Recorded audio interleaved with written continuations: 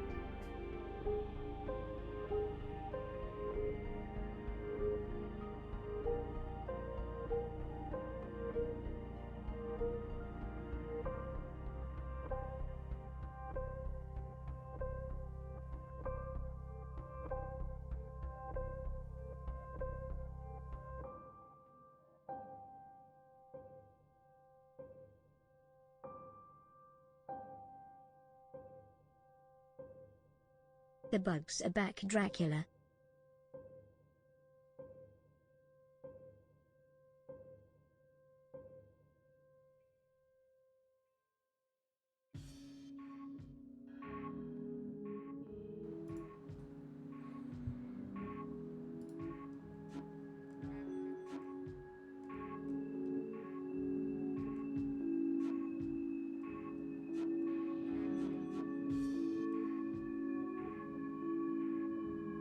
You know, way back in the day, when new episodes of The Muppets were still coming out, they had Mark Hamill on the show. As Star Wars was really getting popular. Right at the beginning, Mark Hamill and Chewbacca and C-3PO, I believe it is, blast through a wall. Chewbacca makes a grunting sound, and then Mark Hamill looks around and says, "I don't know, Chewbacca. It seems we've landed on some comedy variety show planet." And then, as Kermit introduces himself to them, Mark Hamill says, "We need to get moving," or something to the effect. And he calls it a third-rate variety show planet. To which Kermit turns wryly to the camera and says, "Second-rate variety show planet."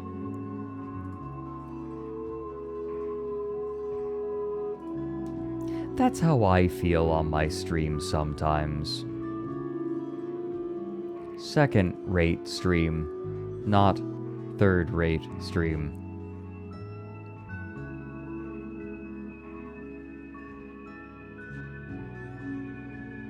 Welcome, everyone.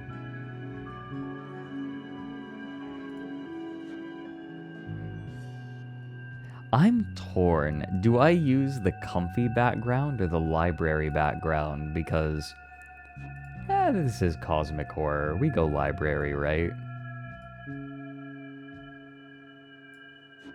That sounds right to me. What a precious triple donkey I had made of myself. Robert W. Chambers, The King in Yellow. What a precious triple donkey I have made of myself. Could we refund that pet? Actually, I think I can refund it. No. If there is a mod, can we refund that? I totally neglected to launch Mix It Up because it is no longer a part of my routine. I need to get it done. Thank you, Burninator.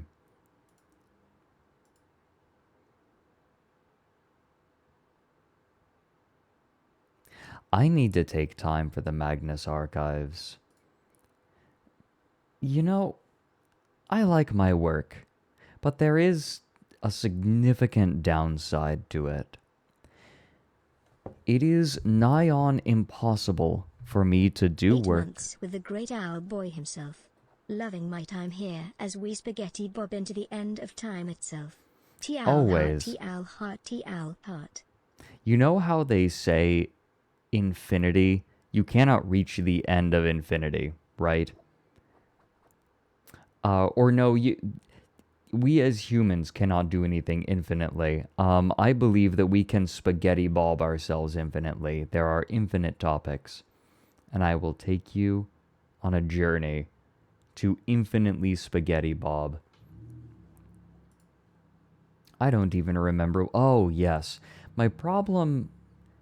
Okay. A downside. It's not so much a problem as just a downside.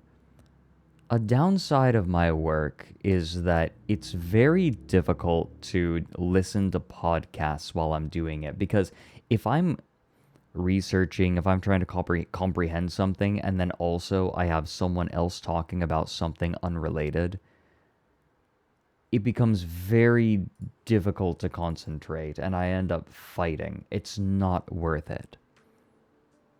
Which is unfortunate. Work requires focus.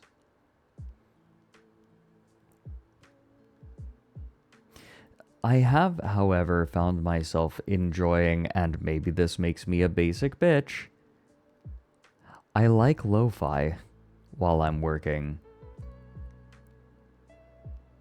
It's quite useful, wildly enough. My problem is that when I work, I tend to get a bit lost in the work. And there are two things that I have found useful to keep myself grounded. The first is Pomodoro timers. Because my problem historically is I will just sit there and work for hours and hours and hours and not take a break. Not make, I will forget to eat or drink. I will just get so focused in that everything else disappears. But taking the 15 minutes and then 5 minutes to get up and make tea or just stretch, and then sitting down for another 15 minutes has been very helpful for me. I imagine not helpful for everyone, but for writing, it's very nice because it allows me to stop and get up. And as a writer, you don't ever really stop writing because you're always thinking about what you're writing. But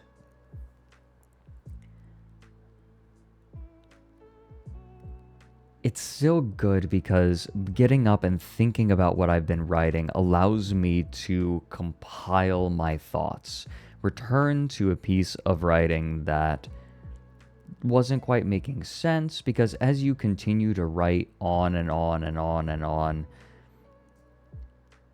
you write slower and slower frequently. Yeah, cozy, healthy for your eyes. I found my eyes getting tired a little while ago. Oh, Spider, thanks for gifting a sub to Fred is Gay. And Amaya, welcome in. Thanks for the fresh sub. Enjoy your stay and chat. Could we please show Amaya the most important emote that they just unlocked? Tengu, the Pomodoro method is really simple. It's just 15 minutes on, 5 minutes off. That's it. Really simple.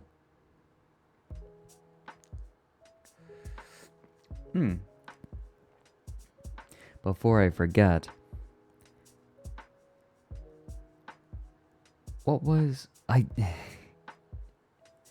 Right, lo-fi actually has been very helpful for me because I'll get lost in what I'm doing and I'll forget where I actually am. Right, the vibes get in. I know this sounds insane, but the vibes get thrown off. I forget that I'm a person at a computer in a study, and I get lost in whatever I'm doing, and it makes things difficult.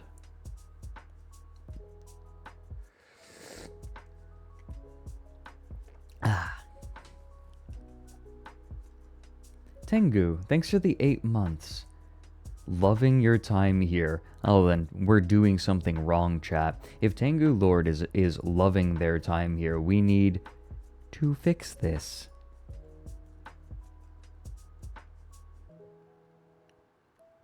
Rising Pressure, thank you for the 27 months. I have not read The King in Yellow all the way through, so I'm gonna be doing, well, this part isn't discovery for me.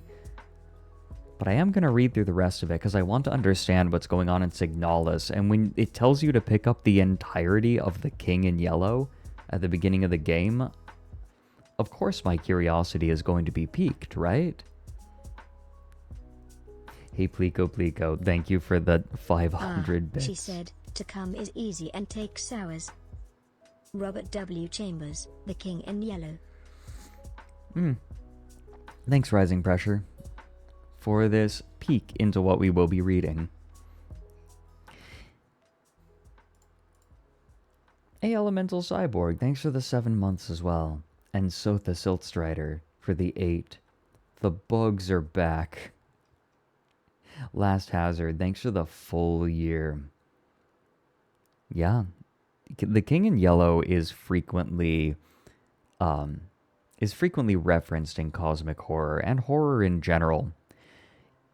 In particular because, now this is, I guess, slight spoilers. The King in Yellow, you don't ever get to read The King in Yellow. The King in Yellow is a play. Like, you have the book, right? The book is called The King in Yellow, but in universe, The King in Yellow is a play. And you don't ever get to read the play in its entirety, only see its effects. Which is classic cosmic horror. You do not get to peep the spooks. Shoosh. Thank you for the 8 months. Right, this was what inspired my thought, right? The best owl I know. Shoosh said 8 months already with the best owl I know, and my immediate thought goes to Kermit Riley turning to the camera and saying, second-rate variety show planet.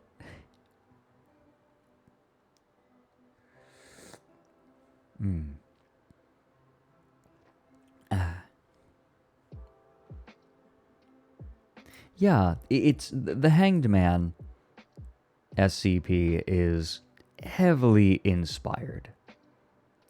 The reason, though, that The King in Yellow is a good place to start is because The King in Yellow is referenced everywhere. Absolutely everywhere. So, back in the day, right, the early 1900s horror sphere was pretty small. And most of the writers knew each other, and they would send their writing to one another. And one thing that they did, in a sort of, it inspired analog horror of today and horror of today of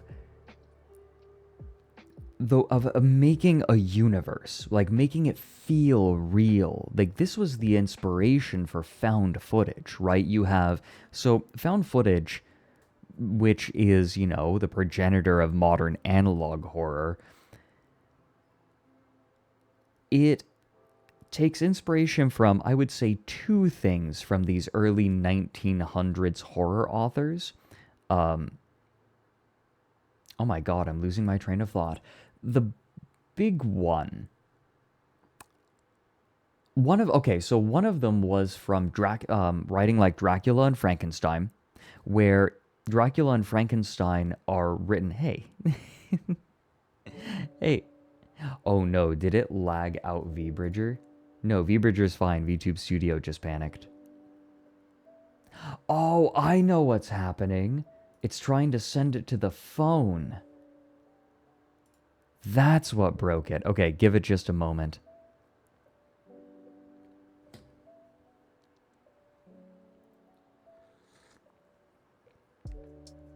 I'll take this moment to take a sip. Oh my god, the model is panicking. Calm down. Oh god. I'm like getting wiggled. No, they put me in the pear wiggler. Don't put me in the pear wiggler, please. It's lagging. Okay, hold on. I need to... Wait. Oh, we're good. We're good. So even though the hand isn't... like, I'm not seeing it on my phone, it still wants to send the model to it. So, modern found footage and analog horror took 2 big things. The first is the idea of discovering the media. So Frankenstein and Dracula were both written as journal entries and letters. The idea being that these letters and journal entries were later discovered, compiled, and then published. So you, as the reader, get to experience it voyeuristically. You weren't ever necessarily intended to see what you are seeing now, and it heightens the realism. And even if you don't believe that it's real, which you shouldn't, it helps suspend the disbelief. And so it pulls you in. It allows you to sink yourself into the world because the world is our world. Found footage does that. The Blair Witch Project resurrected this idea and took it to an extreme. The other thing that modern horror took from and kind of played off of is implying that all of these different horror concepts are actually part of the same universe. You have callbacks. Remember when we were watching This House Has People in It and we discovered that there were some props and ideas and names that were used between that and unedited footage of a bear? And it started setting our minds racing. And then in the interview, they said, you know what? It's whatever, right? It doesn't actually play any specific point. They're not technically in the same universe, but it gets the mind turning. Horror authors in the early 1900s were doing the exact same thing by referencing each other's works. It's why Lovecraft will frequently reference The King in Yellow. The King in Yellow gets not like I think it was more than Lovecraft, but horror authors would pull from one another. They'd reference each other's work, right? They would invoke the names of gods in other fictions. So Azathoth would show up, and then they would change the canon of these characters a little bit, right? They would say that this character has these qualities. It's how we get some extended lore for some of Lovecraft's gods. For example, we don't get much about Azathoth. We know he is the idiot god who is sleeping and kept asleep by the flautists. And if ever he were to wake, the universe would end. Right? Some of the gods don't get a ton of lore. And then other people come in and start adding and building onto that lore. That was just a part of it. And so the King in Yellow will, understanding what it is and its themes will help you understand what other authors are invoking, namely Lovecraft. I would say most people won't be reading many other horror authors from the early 1900s. So it'll help you understand what Lovecraft is invoking.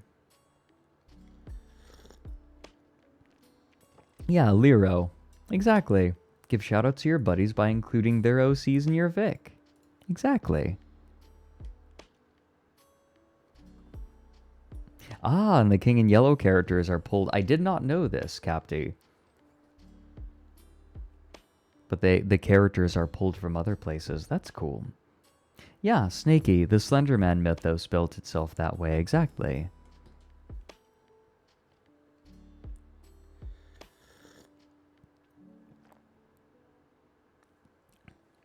But does this make sense? The idea of taking concepts and characters from other works and putting them in yours to reference them, build off of the themes, and heighten the realism.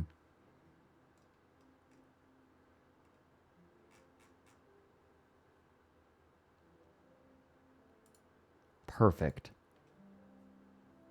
Yeah, horror extended universe. It's one of the reasons that you see horror from this period sort of building, it all is kind of lumped in together, not just because they're from the same time period and are stylistically similar, but also because they literally take story beats from each other.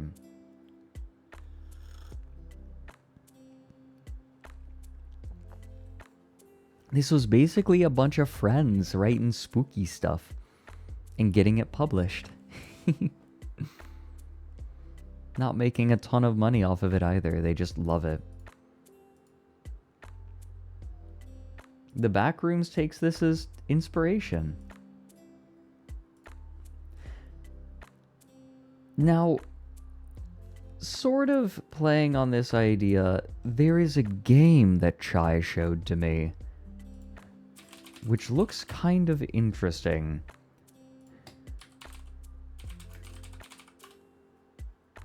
It's called Abiotic Factor. And it is essentially a Half-Life survival game.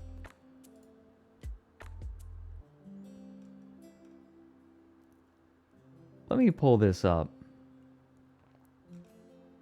One moment. There we go. Wait. There we go. Literally, I woke up and had a message from Chai saying, "Look at this." Oh, Vinny already played it on stream. I'll be damned.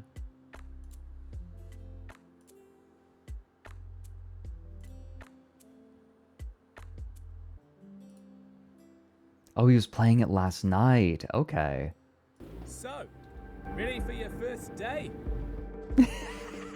Okay, you're the transfer, huh? You sure picked a day. Things a bit hectic downstairs this morning. Containment breach. There has been a containment breach.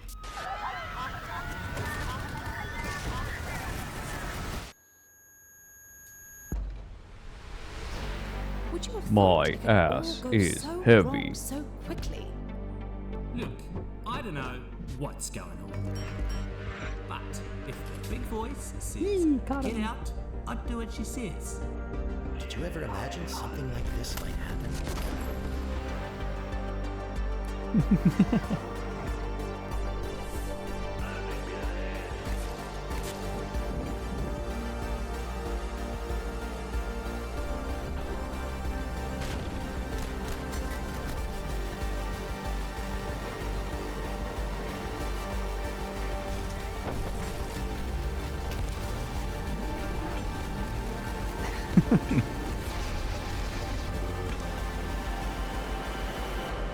Sorted? Okay. Bit of a kerfuffle downstairs this morning. You probably want to get a move on.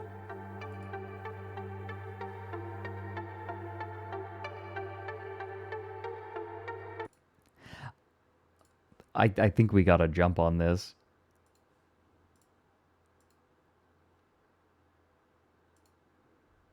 It does sort of work.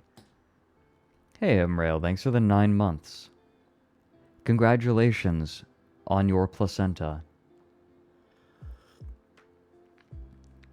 Craft life. There you go.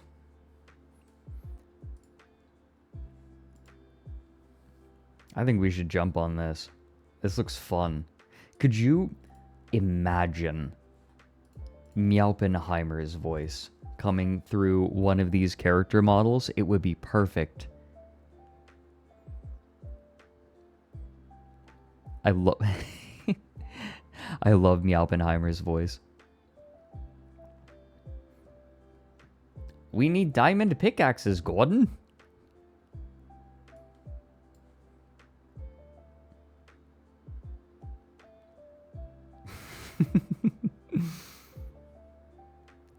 How is Subbabby bored?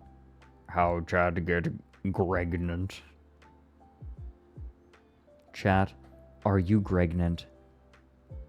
You know about Meowpie? I'm friends with Meowpie. What are you on about?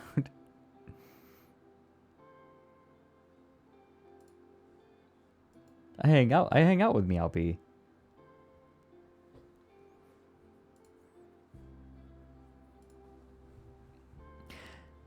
I think that we should nab a biotic factor. And in fact, I'm going to prod ASTRALINE.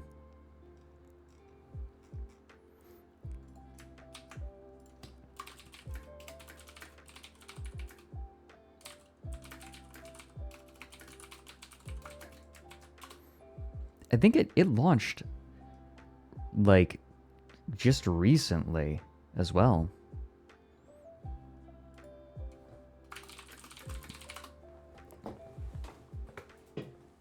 Launching right as all the furries are going to a con. Every furry friend I know is going to a con next week.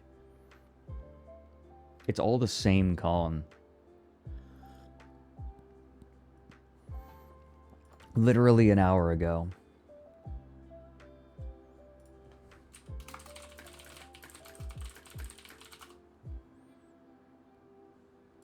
But I think that this is going to be the new streaming hotness game. I suspect. And also it looks fun. That's the thing about new hotness stream game. Is it just me? Or are we living in a golden age of streamer new hotness games, right? We've had Lethal Company. We've had Content Warning. And now we have Abiotic Factor. Sometimes new hotness stream games aren't always the most fun to play, but they're more fun to watch. But as a streamer, this is a golden age, right? Like, all of the new hotness games are fun.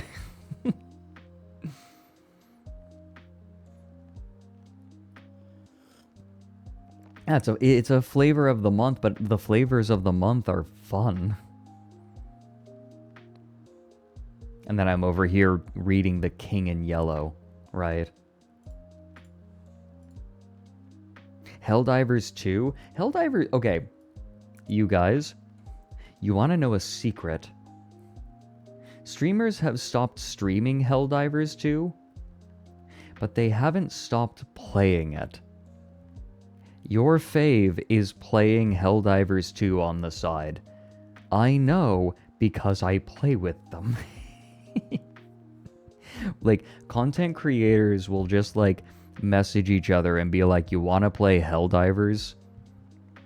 And play together. And just with their friends. Limes is streaming Helldivers too. Okay, most streamers have stopped streaming it. But the game is just getting better. I know that people were complaining about the latest balance patch, but the Quasar Cannon needed that nerf. I am a recoilless rifle believer. I was playing level 9 against Bugs with Mike and Junie and Hina. And I decided to bring the recoilless rifle, and even when I didn't have a backpack buddy, Mike was my backpack buddy, by the way.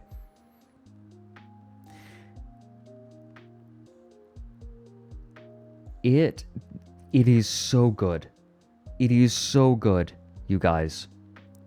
Even when you don't have a backpack buddy, I beg of you to try the recoilless rifle again. Yeah, you need a minute to reload. Oh yeah, sorry. When I'm playing against Bugs, my build now is Breaker and recoilless rifle. And if I have a backpack buddy, then I'll run a supply backpack, because if my backpack buddy runs out of rockets, guess what I can do? I can give them supplies, and they can keep giving me rockets. It's great. Everyone loves you when you're the supply guy. Because you can also give people stims. Against automatons, however, my loadout is... it is ballistic shield backpack, defender, which is the submachine gun, no one-handed, so you can have the shield and the SMG at the same time, and the anti-material rifle. Although I want to try the laser cannon, which got a buff recently. However, the anti-material rifle is nice because it allows you to engage at any range. With the ballistic shield backpack, you can be the tank up front. With the anti-material rifle, you can snipe things out from afar. The only struggle you have is against moving hulks. The laser cannon is very good against moving hulks. Clever Corgi, do it. Do it against automatons. The ballistic shield backpack is slept on so hard. Everyone is sleeping on it. Fucking use it. It is so good. It got buffed a couple of patches ago, and it is incredibly good. Sir Crow, yes you can, but it is unreliable.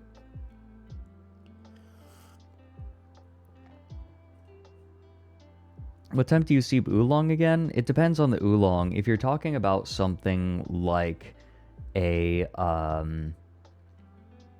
oh shoot, what's it called? The lighter oolongs with the lighter flavor, Ansi. If it's an Ansi oolong, you want to do it like 180. If you're looking at a green heart or something with a stronger flavor, usually you want to do it around 200. I'd recommend, with green hearts especially, you want to use more leaves, something like 6 or 7 grams. You can get a lot of steeps out of them. You can get a lot of steeps out of most oolongs anyway. But try, start at 170 and raise the temperature as necessary. And then as the steeps go and the tea gets weaker, you can increase the temperature.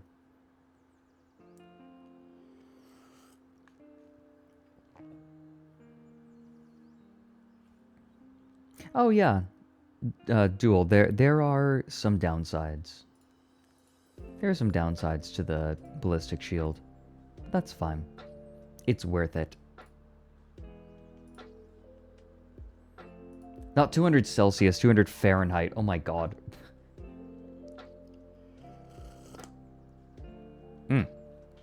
Angry sips. Angry sips. How dare you? Oh.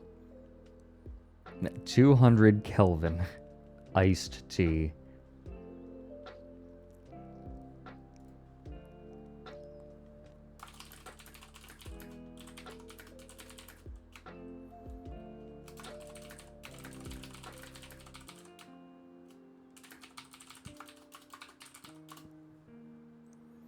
Brew your tea at what is absolute hot?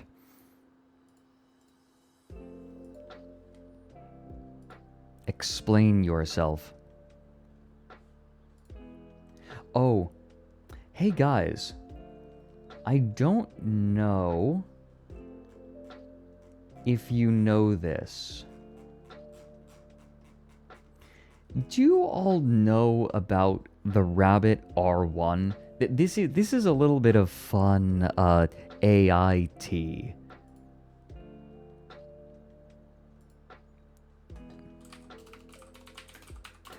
We're going to digress a minute before we get to the King in Yellow because I want to talk about this because Vex is amazing. Turn this into Vex. This might be a scoop from Vex. So, let me just show you the Rabbit R1. Mark Brownlee, is it Marky? Marky Brownlee, made a review of this thing. This thing looks obnoxious. Short version... You know what? What's the play? So this is the Rabbit R1, and it's another AI in a box, and it's a sign of the times. So this thing here, it has a lot in common with the Humane AI pin, for better or for worse, but it's also supposed to have two specific things that are supposed to set it apart from that. It's supposed to. Marquise, anyway. Okay. And we have to talk about it. Marquez? So, stop me if this sounds familiar at any point, but check this out. This is a virtual assistant in a box. But it's a different box. This one is not wearable. It's a thing you have to carry around with you in your pocket like a smartphone. I'd say it's about the size of a stack of Post-its maybe, but it's this lightweight plastic cube. You want to know what this thing is? It's a less functional smartphone. It talked about how you could connect it to a million different apps. And right now, I believe it only connects to 4. And eventually it'll connect to more. The idea is you can ask it a question and then it needs to be connected to the internet, but it'll send the question to the cloud and then it'll answer it and yada yada yada. The problem is that it is significantly... Yeah, we did watch the whole promo video, but not everyone saw it maybe. So the Skinny is this. It's a less functional smartphone that you have to talk to in order to get to do anything. And people have said that it is profoundly unreliable because large language models are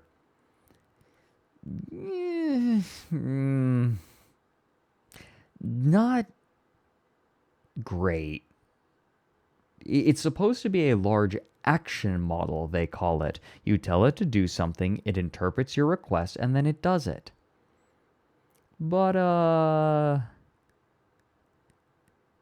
not great. Not great. Not reliable. You may as well just use a phone, right? That's the core problem is, why would I ever use this over a phone? And you might be interested to hear that people have discovered, they have bootstrapped it so that, or what is it? They have managed to get it running on an Android phone because this thing runs on Android. So you guys, it's just a weak Android phone that you have to talk to make it work, and is also very, very orange. That is what it is. It is nothing more. They sort of tried. Now, this isn't news, right? But Vex... Okay, so Vex did a little bit of digging and discovered... Hey everyone, actually, you know what? I'm gonna let you all guess. I have a question. What do you think the founder of the company who made Rabbit R1 did before making the Rabbit R1? Guess. Guess.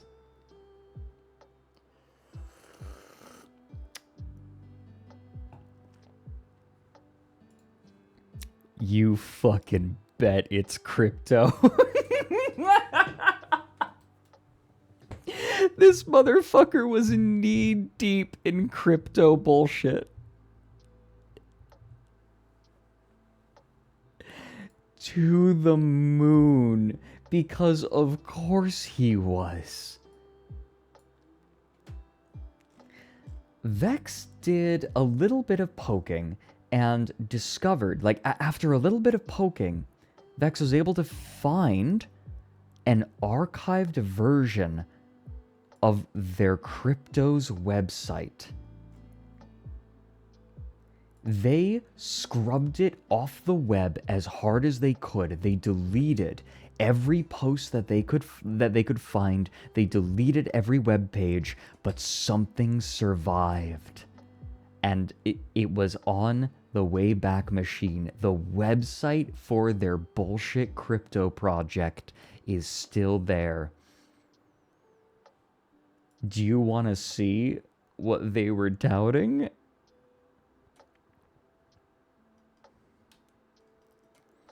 What is Gamma? Gamma is building the principles of the future through its next generation metaverse. The Gamma Space Station. That's right. It wasn't just crypto. It wasn't just NFTs. It was metaverse. It was metaverse bullshit, baby.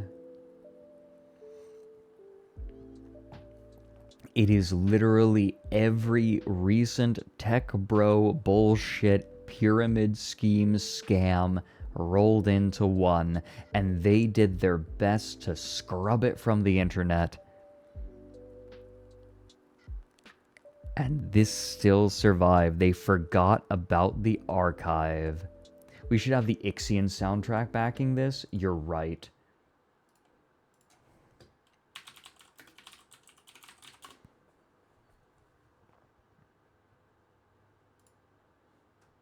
Oh my god, the soundtrack has almost 1 million views alone. Here. That's awesome. I want to replay Ixion.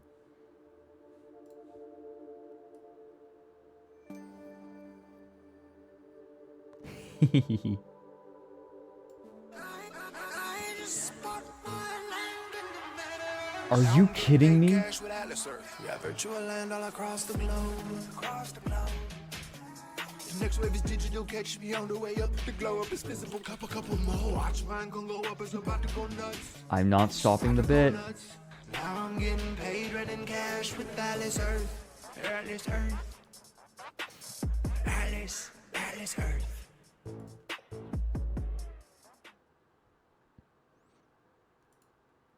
Are you kidding me? It's the... You know what? You know what?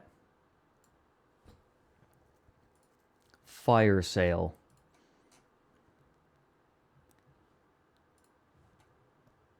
I am going,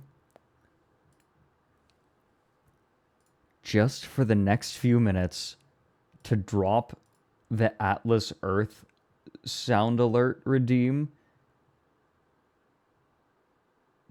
to 400 bits. Because this is too good. Fire Festival sale.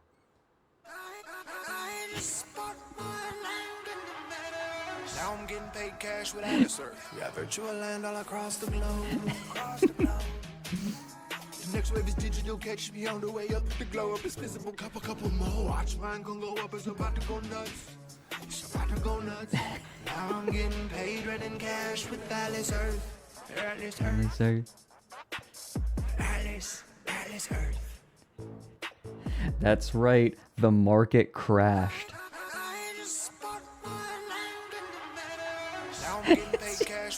Wait, how many people did it? Hold on. Dish it.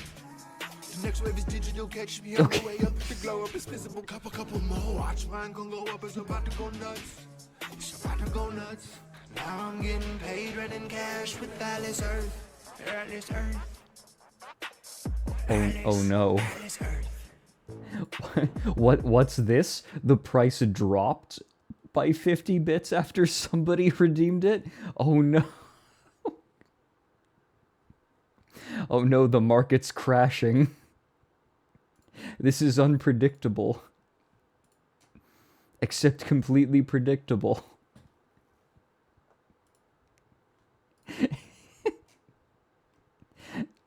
Go and check. I don't know how.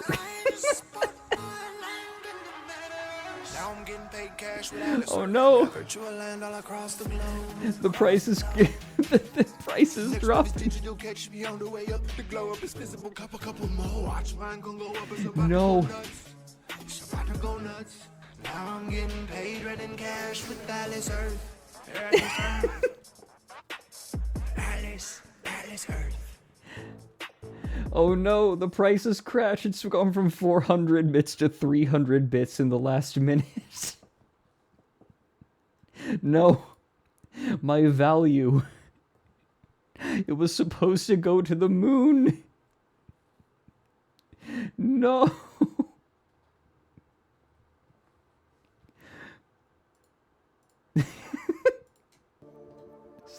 This is the worst bit I've ever done.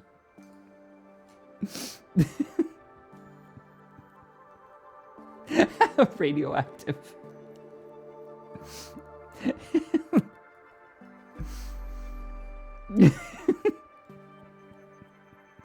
Hodl. Diamond hands, everyone.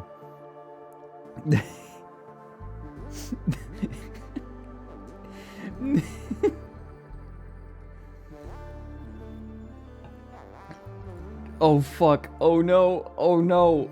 It's dropping. It's at 200 bits. Shit. No. My investment. My crypto portfolio.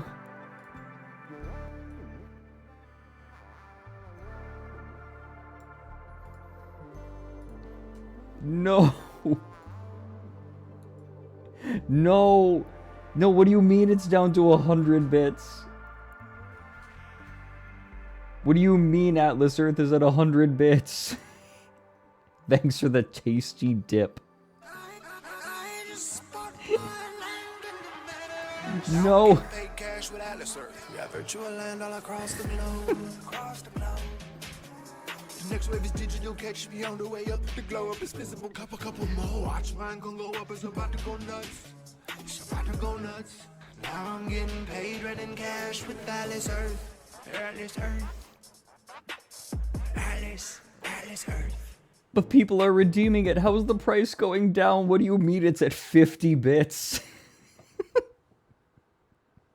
What do you mean it's at 50 bits? No, my Atlas Earth. No. My investment portfolio. What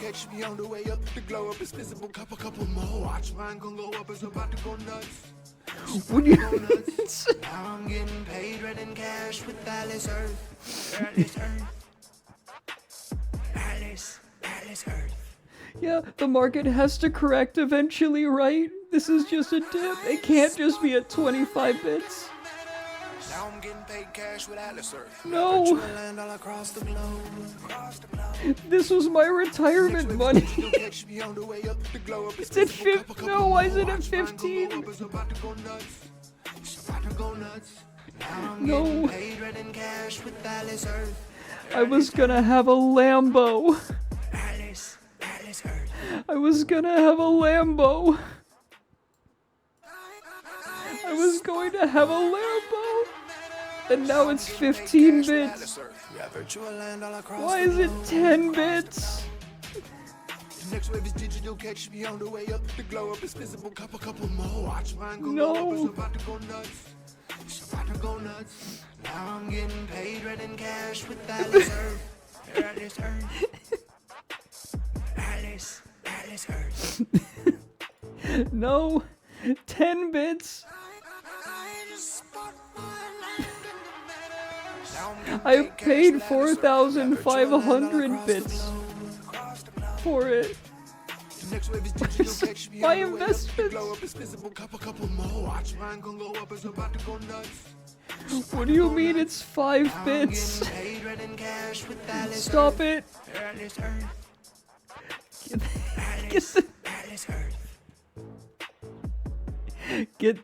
Get Congress in on this. Make them fix it. Make them fix it. We need regulation. Now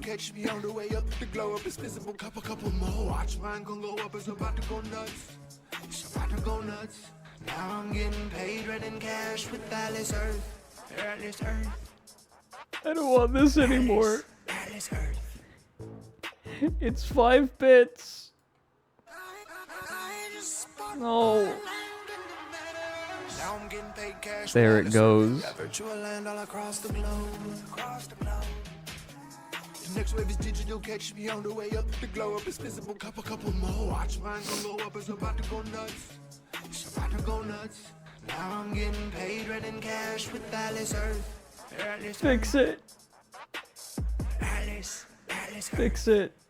Please, Congress. Congress, fix it. Oh. There goes my investment to 0.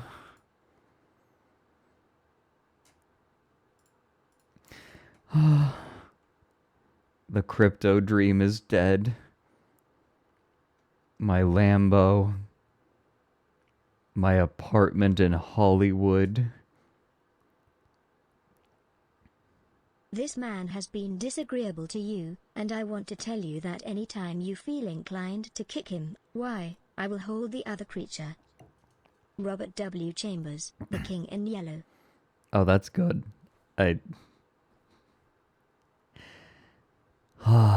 Goodbye, Atlas Earth. I hardly knew thee. Or I should say, I knew thee better than I have any desire to know thee. Farewell, Atlas Earth, you were a real one. And by a real one, I mean absolute horse shit. Goodbye, Atlas Earth. You were here for too long.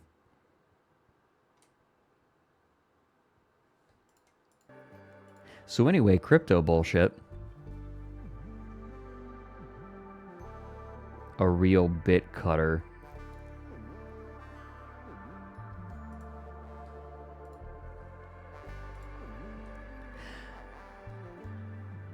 So, the person who made the Rabbit R1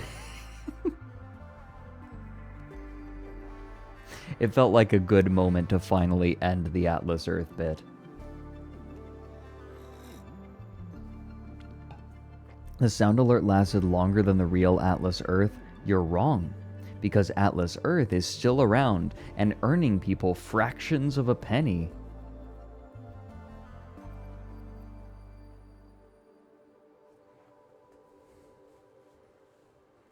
How? Because it never actually used crypto. That's the thing. Atlas Earth never was involved with crypto. It never had anything to do with crypto. Only tangentially. It was just using the term metaverse to try to get people on board because it was a Ponzi. It is a Ponzi scheme.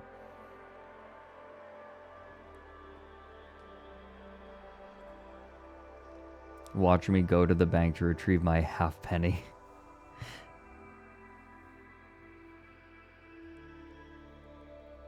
Gamma is building the principles of the future through its next generation. So, to reiterate, this was the crypto project that was run by the person who is now in charge of the Rabbit R1, or the company that is developing the Rabbit R1. And I mean developing as in they were selling it for $200 and it is not a finished product, though it is better than the lapel pin. What do they call it?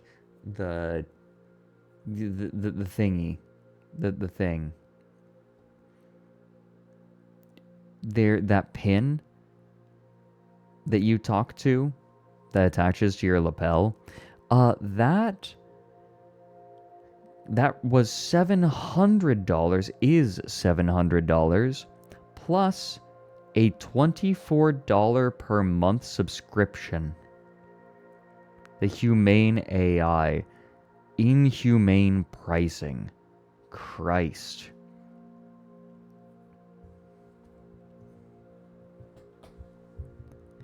I'm not kidding. $700 wasn't enough. It's $24 a month.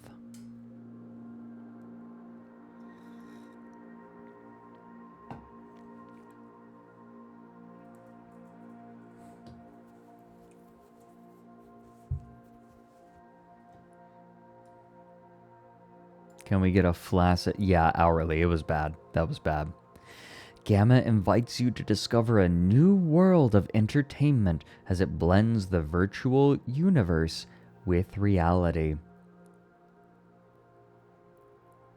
It is still so funny to me that there is a functioning metaverse. There are a few functioning metaverses, but the biggest one, well, actually, I'm not sure which one is biggest. But we already have metaverses. We have Second Life. We have VR Chat, which is much closer to the idea of a metaverse than Second Life. You want to know why they don't want to talk about it? Because they don't want to get embroiled with weebs and furries. That's the problem. Because if, as we all know, if the furries do something, then it's not real. It's not real if the furries do it. That doesn't count. I never understood that. Yeah, cowards. This is something that's so funny. Everyone wants to make a metaverse. They want to make it a replacement for real life. But they don't want to touch every aspect of life. They don't want to touch eroticism. Right? If you're going to have something that like significantly encroaches on someone's life, eroticism is just going to be a part of it by nature of life. It is a little bit fascinating to me how they just refuse. You want to create a new life, but you only want some parts of it.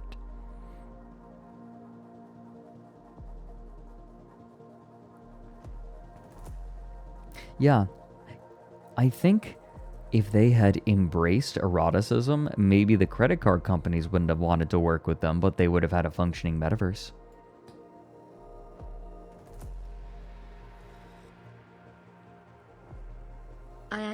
I just bought more land in the metaverse. Now I'm getting paid cash with Atlas Earth. Got virtual land all across the globe, The next wave is digital. Catch me on the way up. The glow up is visible. Couple more. Watch my income go up. It's about to go nuts. It's about to. Look what you all did. Mochi is so sad that we don't have Atlas Earth anymore, that they're just saying it. They're just saying it. They're just saying the words. That's how much they miss it. Is this the future of Atlas Earth, by the way? Bit redeems.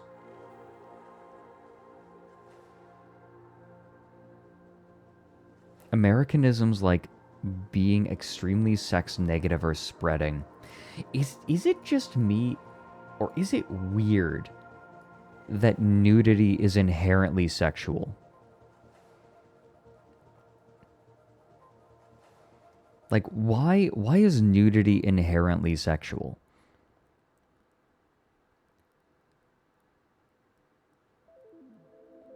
Because it shouldn't be.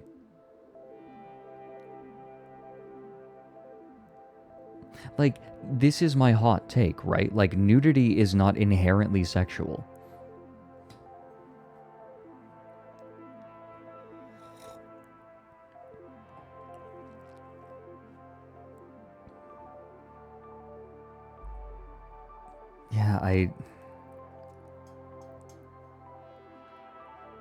Yeah, I don't know. Cold take. Yeah, I know. I'm full of cold takes.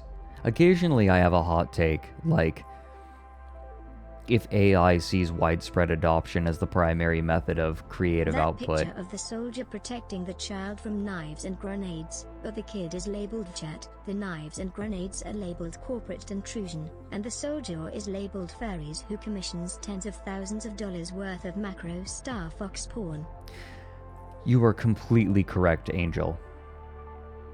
As weird and shit as like the VR chat devs have been, it's better than the alternative, right?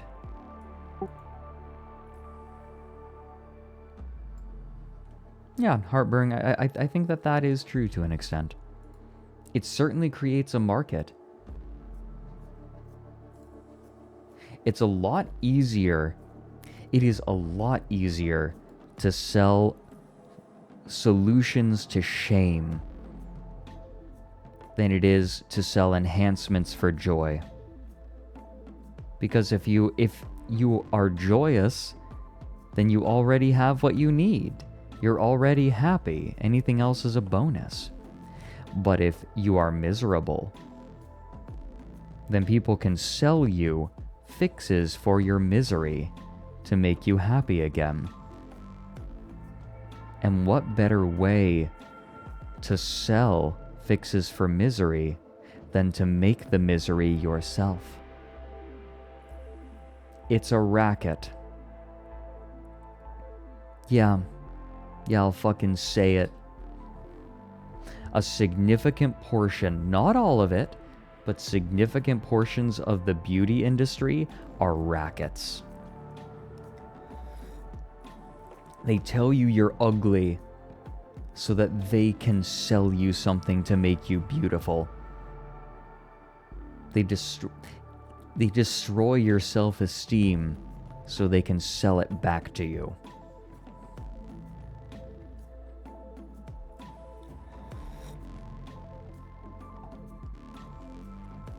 So fuck 'em.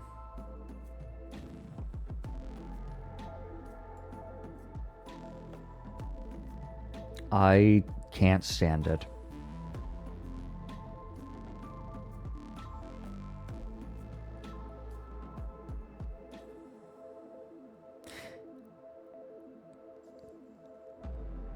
You are all beautiful as you are. Know that.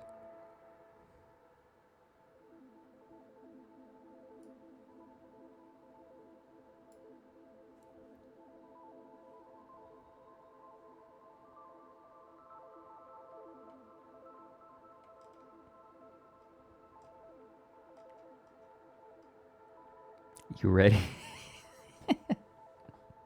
How did we get off on this tangent? Weren't we going to read The King in Yellow? Locust of Famine? I get it. It's a common struggle. You're beautiful anyway, whether you believe it or not. I'm not here to convince you that you're beautiful. I'm here to tell you that you are.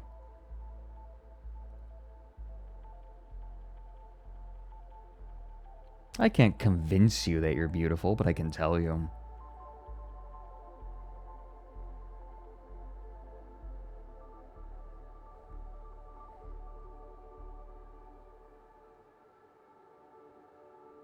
Yeah, you're your own person. I can't pretend to fix your struggles. But I can remind you of basic truths.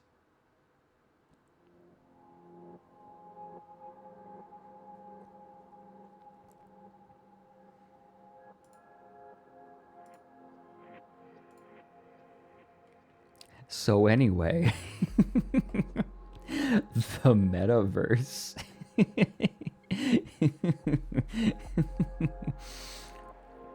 Gamma Space Station is a virtual metaverse comprised of immersive social experiences, new forms of entertainment, and innovative gaming mechanics. Hey, who pet me? Stankmart. I have learned a lot from my artist friends, my sister-in-law especially, who draws a lot of nude bodies. And it's helped me appreciate the human form more. Like, the human body is a beautiful thing. It's fascinating. It is like the profundity of existence and being in a meat sack is horrifying, but the body is also beautiful. It can be both. Starry, good. I think that appreciation of the body sometimes has to be relearned. Oh yeah, look at all these real people. Cyber game. Oh yeah, you want to go play cyber game? This is totally not Tron.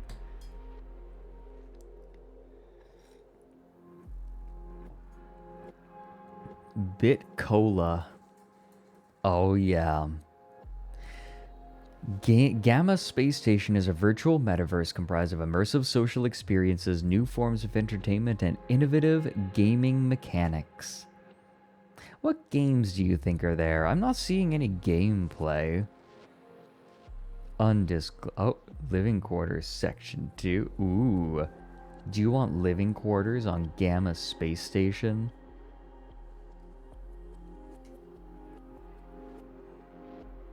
This just makes me want Star Citizen to be real. Unfinished areas. Is that a...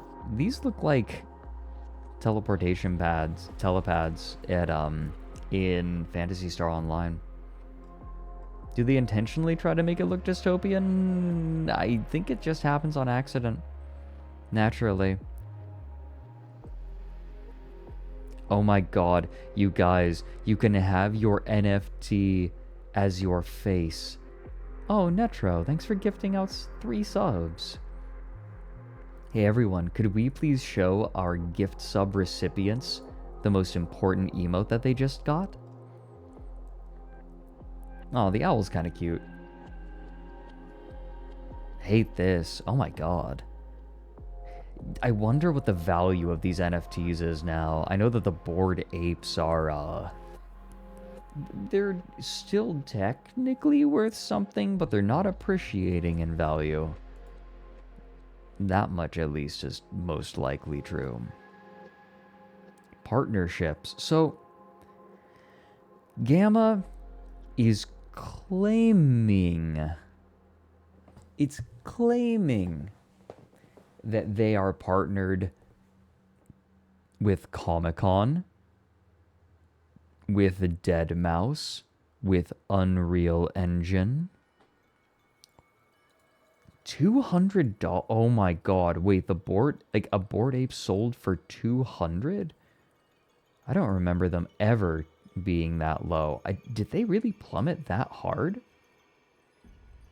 Could have also been a wash trade. Like, that's the thing. You can't detect wash trading.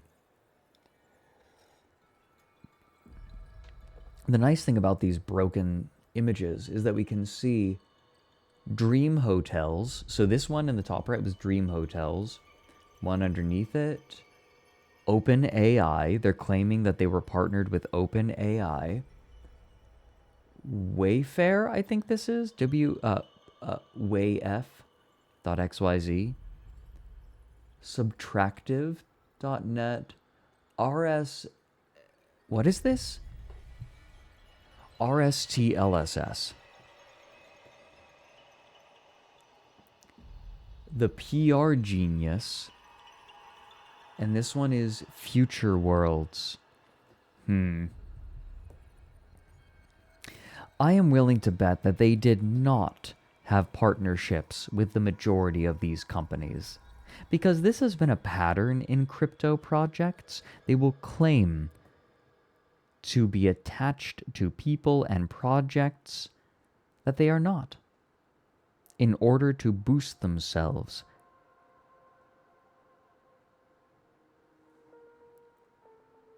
Ooh, Uncle Bourbon.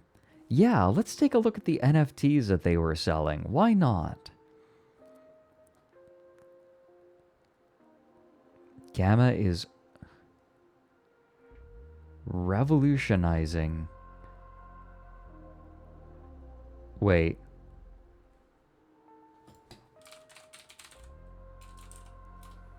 Okay, yes. You know what? Could we give Uncle Bourbon link permissions? Could we give Uncle Bourbon link permissions just this one time?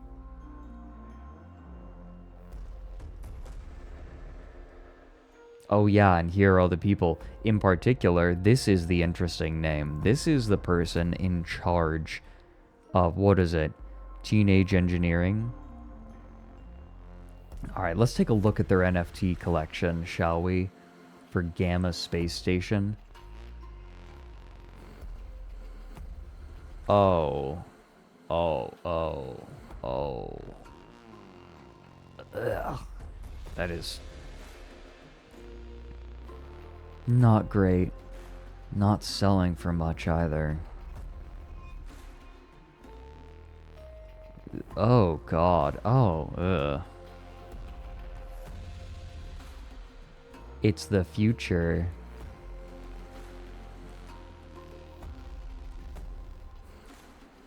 They're selling for 0.45, 0.5.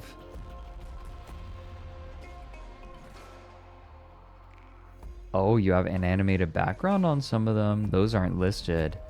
Oh, this is double. Ooh. How much is 0.09 ETH? Ethereum? Sweep. What is that? I don't know that I care enough.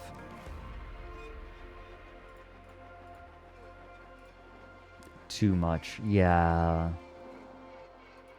Go, go, Crypto Rangers. So anyway, the person who made the Rabbit R1 just did crypto bullshit. Oh, and there was more.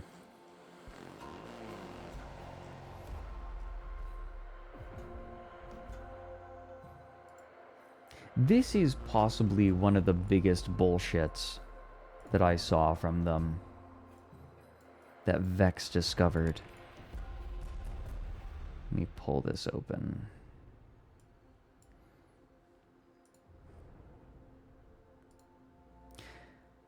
They also were making their own cryptocurrency.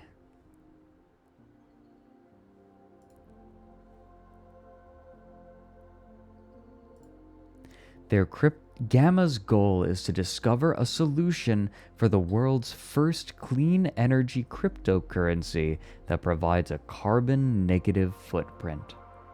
Believing that current mining methods are detrimental to our environment, Gamma is willing to go beyond our world to pursue the answer. Vex and I agreed that this most likely is... Oh, yeah. Something important to note. This isn't a core part. This isn't a core part of the Gamma token. This is a roadmap goal. So, you know, maybe they get to it. Maybe they don't. Who knows? Who knows?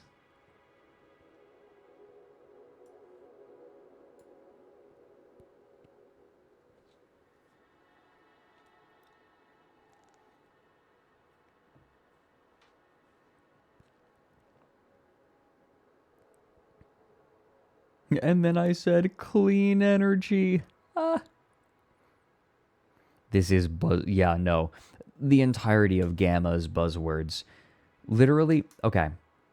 Everyone, I'm going to perform a writing lesson for all of you. You're ready to become writers?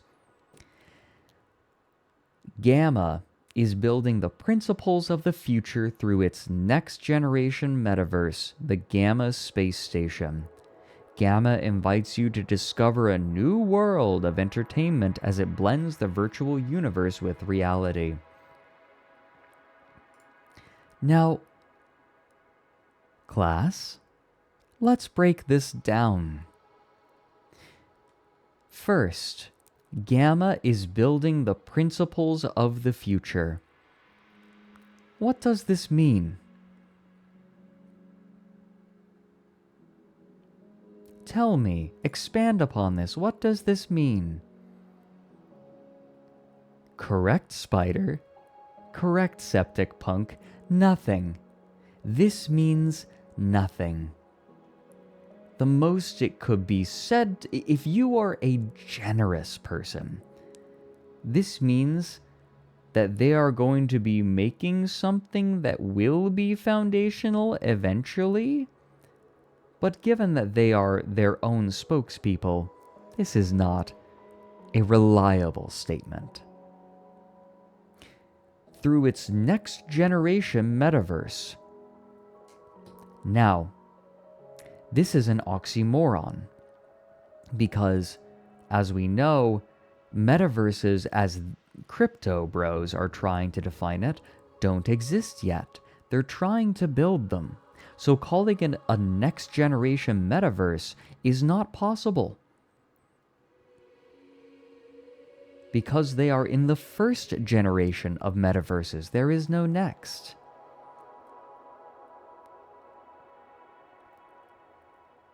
The Gamma Space Station. Now what kind, like we have an image.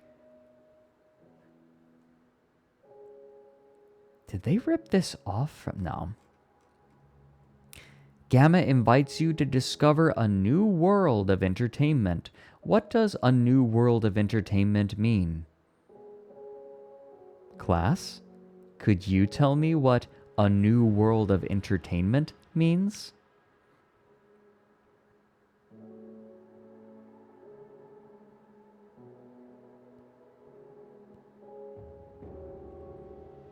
Excellent work, class.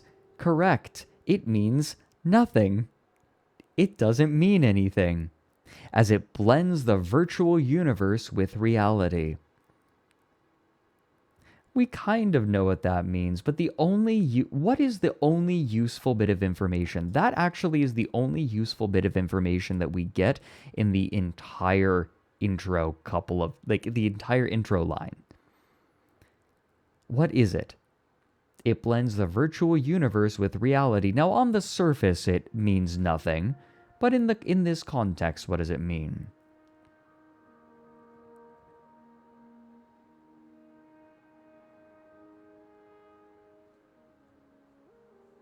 Because we have a little bit of context here.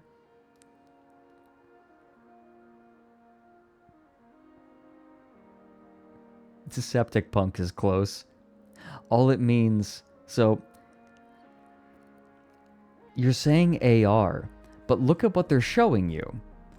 It's not AR, right? It's just a video game.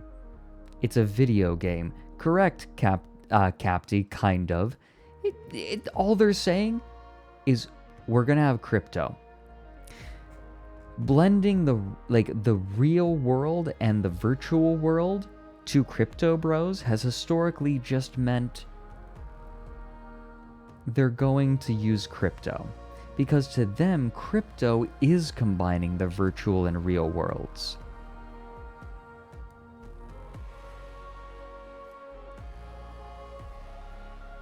So nothing. So actually, there is a better description of what this means. We've gone through, and I think that a reasonable person could say that this means nothing. However, to a starry-eyed investor who sees dollar signs plastered all over anything crypto, do you know what this says to them? Class? What does this say to a starry-eyed investor? You can say it in one word. One word. Not quite. Not quite. Not quite. Not quite. You're getting there with money. You're getting there. It's a little broader than that. Come. Okay. I mean, possibly. No, go wider. You all are thinking too small. You're thinking too small. You guys, this is a very important part of manipulative rhetoric. When you read something, okay, there's a principle. There's a principle that I want to instill in all of you. When you look at something and it looks ridiculous to you, perhaps its purpose is not what you expect. You, as someone who is not, I am going to imagine, is not looking to invest in crypto, reads this and sees it as a bunch of air. There's nothing. But if you're an investor who's excited, what you see is everything. To you, it's nothing. But this definition, this description is so broad that it encompasses literally everything. You see an empty field, they see boundless opportunity. You get it? This is the grand illusionist's trick, convincing the viewer that there is something when there is nothing. This person is selling nothing, but is implying everything on an empty... Like, when someone is trying to sell you an empty plot of land, what do they say? Yup, the ground's sturdy. It's got good soil on it. No. What they tell you is, this land could be a 3-story house. It could be a business front. It could be anything that you can dream of. And that is what this rhetoric does to the person trying to sell the metaverse. There you go, Dusk Dreamer, exactly. This is the same principle that a snake oil salesman uses to sell you a panacea. It fixes everything. Anything. Rub it on your arms. Drink it to cure your dyspepsia. It's everything. And so when an investor invests in Gamma, the only thing they can lose is money. The only thing that they can gain is everything. That's what's so slimy about this rhetoric. This is the power of rhetoric. It is finely tuned to its target audience. You are not its target audience. But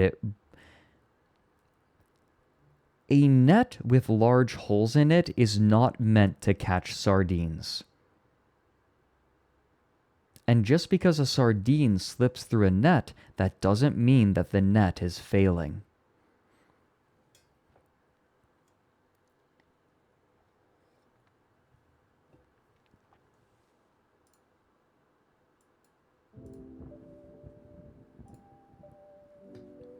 I hope this was at least a little bit instructive. I personally find this kind of thing fascinating. The way that rhetoric is weaponized. Now, I encourage people to read. I encourage people to understand language for one specific reason. I want to posit something to all of you. Writing is magic. Writing offers the ability for someone to reach into another person's head and alter their perceptions, their thoughts, and their actions. If that's not magic, I don't know what is. Now, I want to posit something else. Magic can only be countered with magic. If you understand how it works, you can not prevent it completely, but inoculate yourself. Your world, your designed world, is filled with this sort of suggestion. And once you recognize it, you can inoculate yourself against it. Recognize what it is doing and what it wants from you.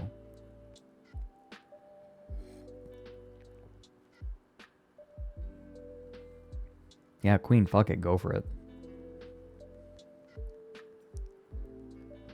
So when you are studying writing, when you are studying rhetoric, you're not sure inoculating if you yourself. watched the rest of MKBHD's video, but his final point in the review of the R1 was the fact that it, and a lot of other devices coming out nowadays, are designed because they will allegedly be useful and be given the selling point features at a future date. Disgusting. Yes. I did watch the entire thing, yes. It is selling you a device with the promise that one day it will be useful. Which I love. And by the time they've actually made it useful, there will be better products on the market.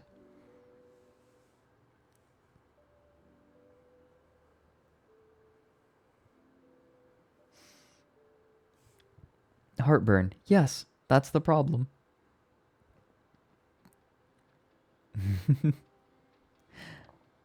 Look. All I'm saying is that Uncle Iroh is my role model. And if I can be the weird uncle, good.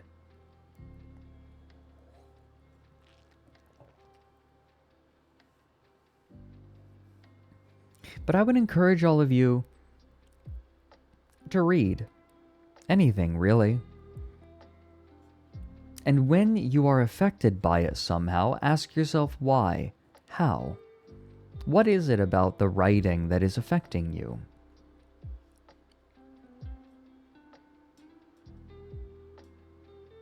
Checks out, is weird drinks tea is cancelled by multiple nations.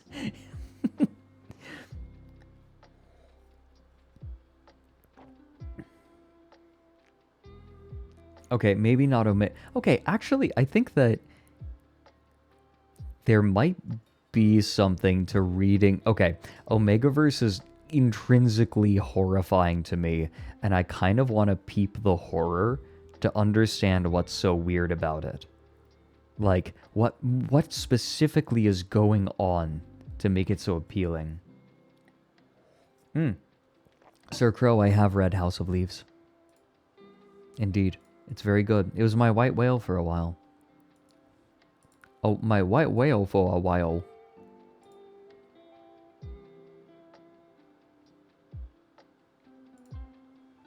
Lots of mpreg, lots of not. Oh god. Okay, no, never mind. I forgot about the non-con. I can't do that.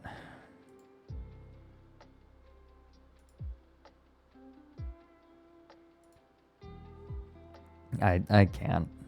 I know I'm a baby about that.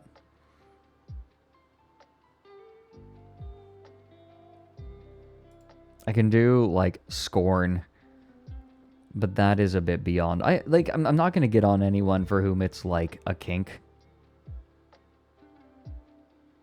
If they're, you know, being responsible, not hurting anyone.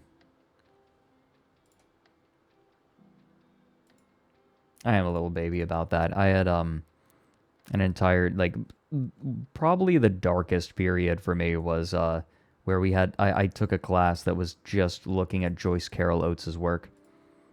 And a woof. Goof. Jesus Christ.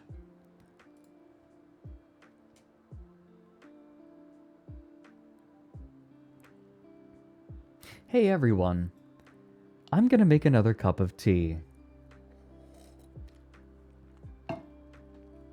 I'm just about out.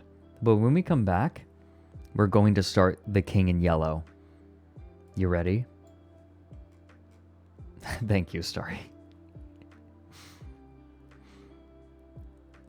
Yeah, Radioactive. Where are you? You all might have read Joyce Carol Oates.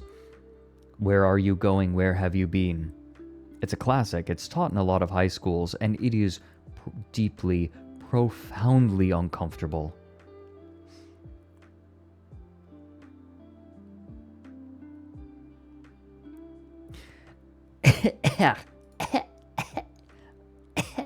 I'm coughing like a little Victorian child. I'm gonna go make tea so that I have lots to hydrate, because what we're going to be reading in The King in Yellow, I'd say this will be like, I don't know, 45 minutes, an hour of solid reading. And we're gonna take our time with it. It's a fair bit. We're gonna just be reading the first story from The King in Yellow. From 1895, I should note. So everyone, make sure that you're comfy. Stretch your legs, stretch your arms, get yourself a sippy. Curl up. I would recommend getting a blanket and wrapping yourself in it for story time. We'll be back right after I get myself some hydration.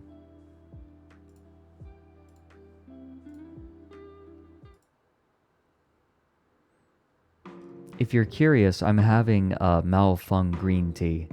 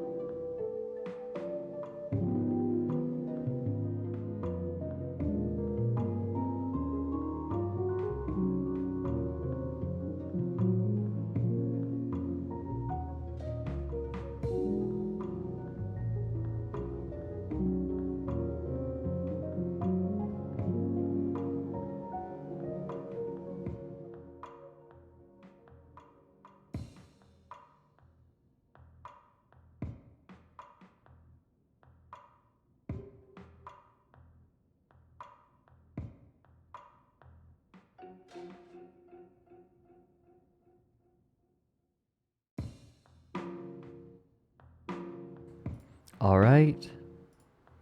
Hello, owlets.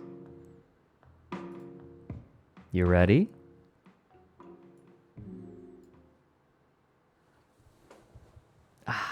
The time has come. We are an hour and 40 minutes into stream, and we are finally going to do the thing that we were supposed to. Isn't that amazing? Let's see. This, I'm going to get some slightly spookier music.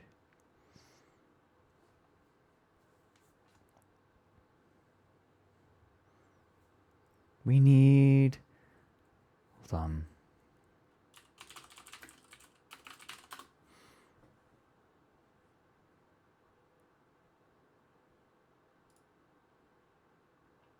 Ooh.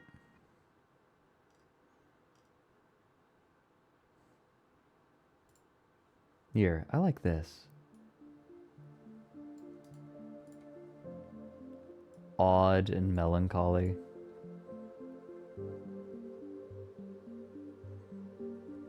This is, what, reading The King in Yellow, Raven? Or just, what, diving this deep into Signalis?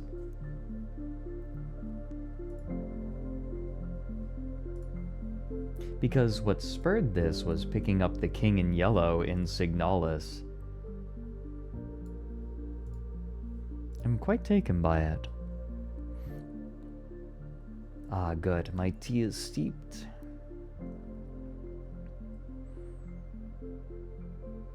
It's your favorite. Ooh, now that's an interesting favorite. Do I like coffee? I enjoy coffee, but the caffeine unfortunately makes me jittery.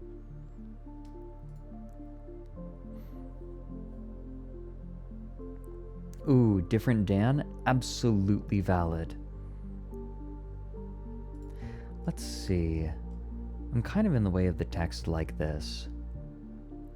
Maybe we don't have the text on stream because it's not formatted super well. How do you all feel about just hearing my voice for it?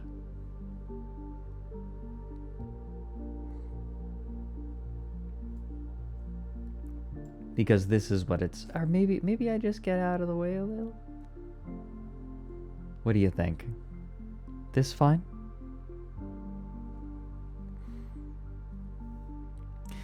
Let's see. Let me see if I can find a way to fit this just right.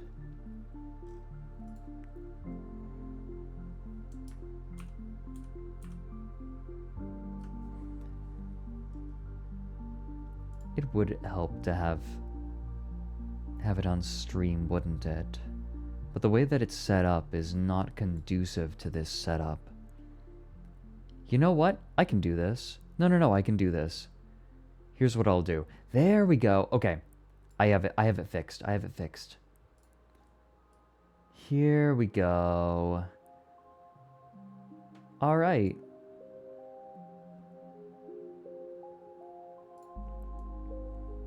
We don't have to make any compromises.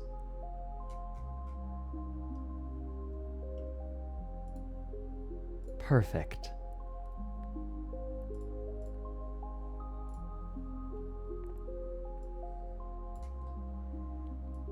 We only take up some of the window, but that's fine.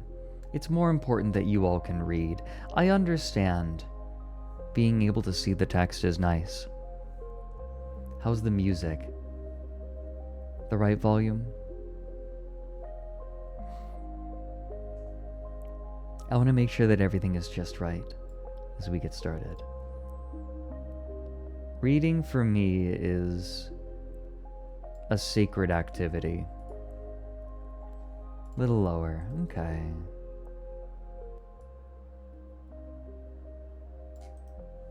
There.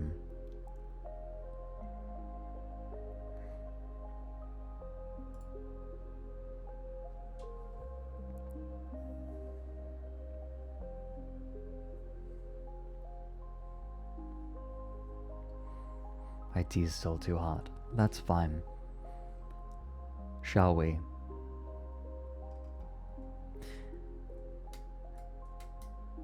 Along the shore the cloud waves break, the twin suns sink behind the lake, the shadows lengthen in Carcosa. Strange is the night where the black stars rise and strange moons circle through the skies, but stranger still is lost Carcosa. Songs that the Hyades shall sing where flap the tatters of the king must die unheard in dim Carcosa. Song of my soul, my voice is dead.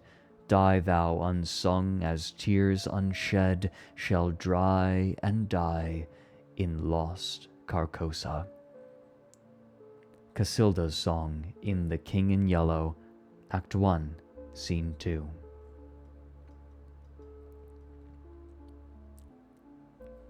The Repairer of Reputations, Part 1. I wonder if we could get Leroy to read this for us.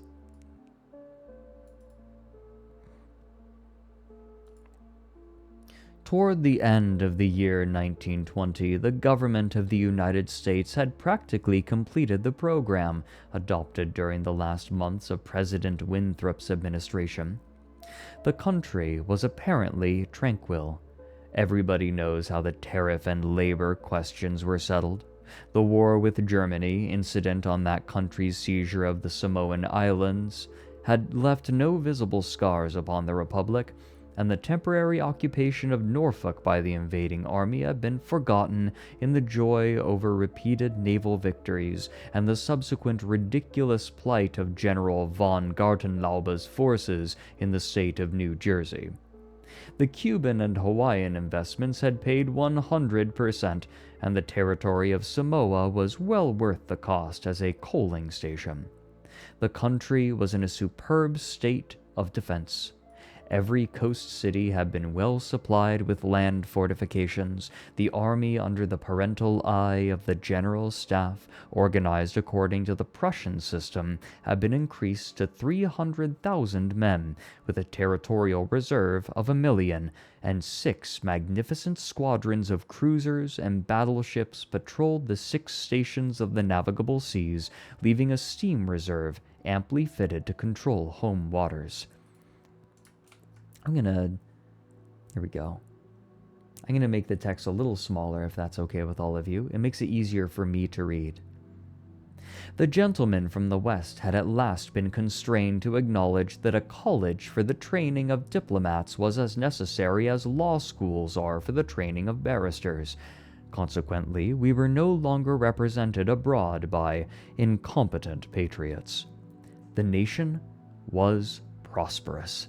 Chicago, for a moment paralyzed after a second great fire, had risen from its ruins, white and imperial, and more beautiful than the white city which had been built for its plaything in 1893. Everywhere, good architecture was replacing bad, and even in New York, a sudden craving for decency had swept away a great portion of the existing horrors. Streets had been widened, properly paved and lighted, trees had been planted, squares laid out, elevated structures demolished, and underground roads built to replace them. The new government buildings and barracks were fine bits of architecture, and the long system of stone quays which completely surrounded the island had been turned into parks, which proved a godsend to the population. The subsidizing of the State Theater and State Opera brought its own reward. The United States National Academy of Design was much like European institutions of the same kind. Nobody envied the Secretary of Fine Arts either his cabinet position or his portfolio. The Secretary of Forestry and Game Preservation had a much easier time, thanks to the new system of national mounted police. We had profited well by the latest treaties with France and England, the exclusion of This is old. The exclusion of foreign-born Jews as a measure of self-preservation. This is a little antiquated. The settlement of the new Please remember that this is old. This is a bit of a fantasy of those Roman statue accounts, isn't it? The exclusion of foreign-born Jews as a measure of self-preservation, the settlement of the new independent state of Suani. I'm going to be careful about that word. The checking of immigration, the new laws concerning naturalization, and the gradual centralization of power in the executive all contributed to national calm and prosperity. When the government solved the Indian problem and squadrons of Indian cavalry scouts in native costume were substituted for the pitiable organizations tacked on to the tail of skeletonized regiments by a former Secretary of War, the nation drew a long sigh of relief. Remember, this is 1895, everyone. 1895. We keep rolling. This is something you have to accept with some older texts. When, after the colossal Congress of Religions, bigotry and intolerance were laid in their graves and kindness and charity began to draw warring sects together, the irony is just dripping from this. This could be irony. We'll keep going. When, after the colossal Congress of Religions, bigotry and intolerance were laid in their graves, and kindness and charity began to draw warring sects together, many thought the millennium had arrived, at least in the new world, which after all is a world by itself. But self-preservation is the first law, and the United States had to look on in helpless sorrow as Germany, Italy, Spain, and Belgium writhed in the throes of anarchy, while Russia, watching from the Caucasus, stooped and bound them one by one.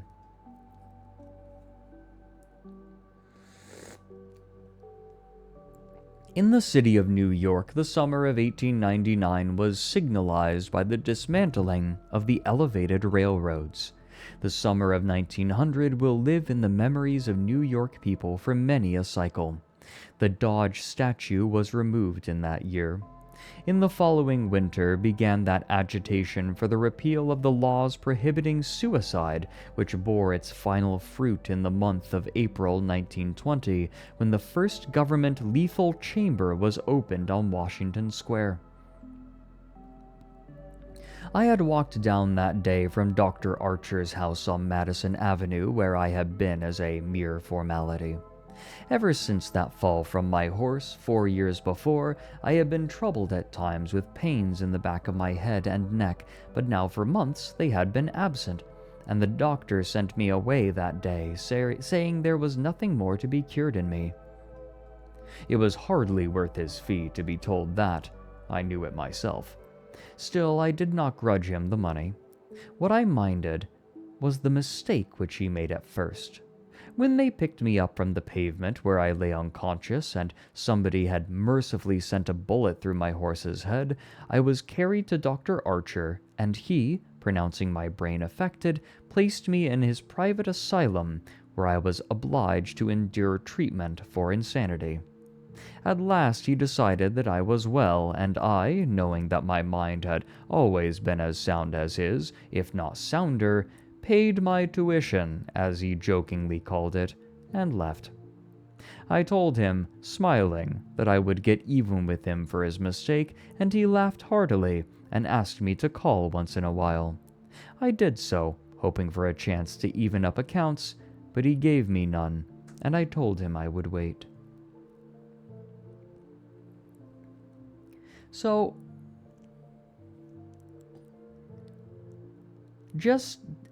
this is something that I haven't read before, but there is a part of me that suspects that some of this is irony.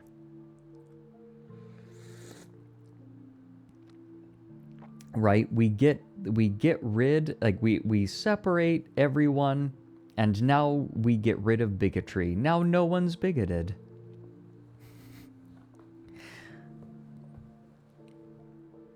And not all is well, to be clear. I get the strong sensation that some of this is poetic irony. The fall from my horse had fortunately left no evil results. On the contrary, it had changed my whole character for the better. From a lazy young man about town, I had become active, energetic, temperate, and above all else, ambitious. There was only one thing which troubled me. I laughed at my own uneasiness, and yet it troubled me. During my convalescence, I had bought and read for the first time The King in Yellow. I remember after finishing the first act that it occurred to me that I had better stop. I started up and flung the book into the fireplace. The volume struck the barred grate and fell open on the hearth in the firelight. If I had not caught a glimpse of the opening words in the second act, I should never have finished it, but as I stooped to pick it up, my eyes became riveted to the open page, and with a cry of terror, or perhaps it was of joy so poignant that I suffered in every nerve, I snatched the thing out of the coals and crept, shaking, to my bedroom, where I read it and reread it, and wept and laughed and trembled with a horror which at times assails me yet. This is the thing that troubles me, for I cannot forget Carcosa, where black stars hang in the heavens, where the shadows of men's thoughts lengthen in the afternoon, when the twin suns sink into the lake of Hali, and my mind will bear forever the memory of the pallid mask.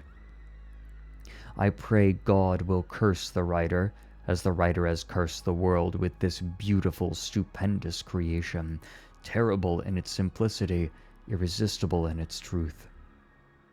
A world which now trembles before the King in Yellow.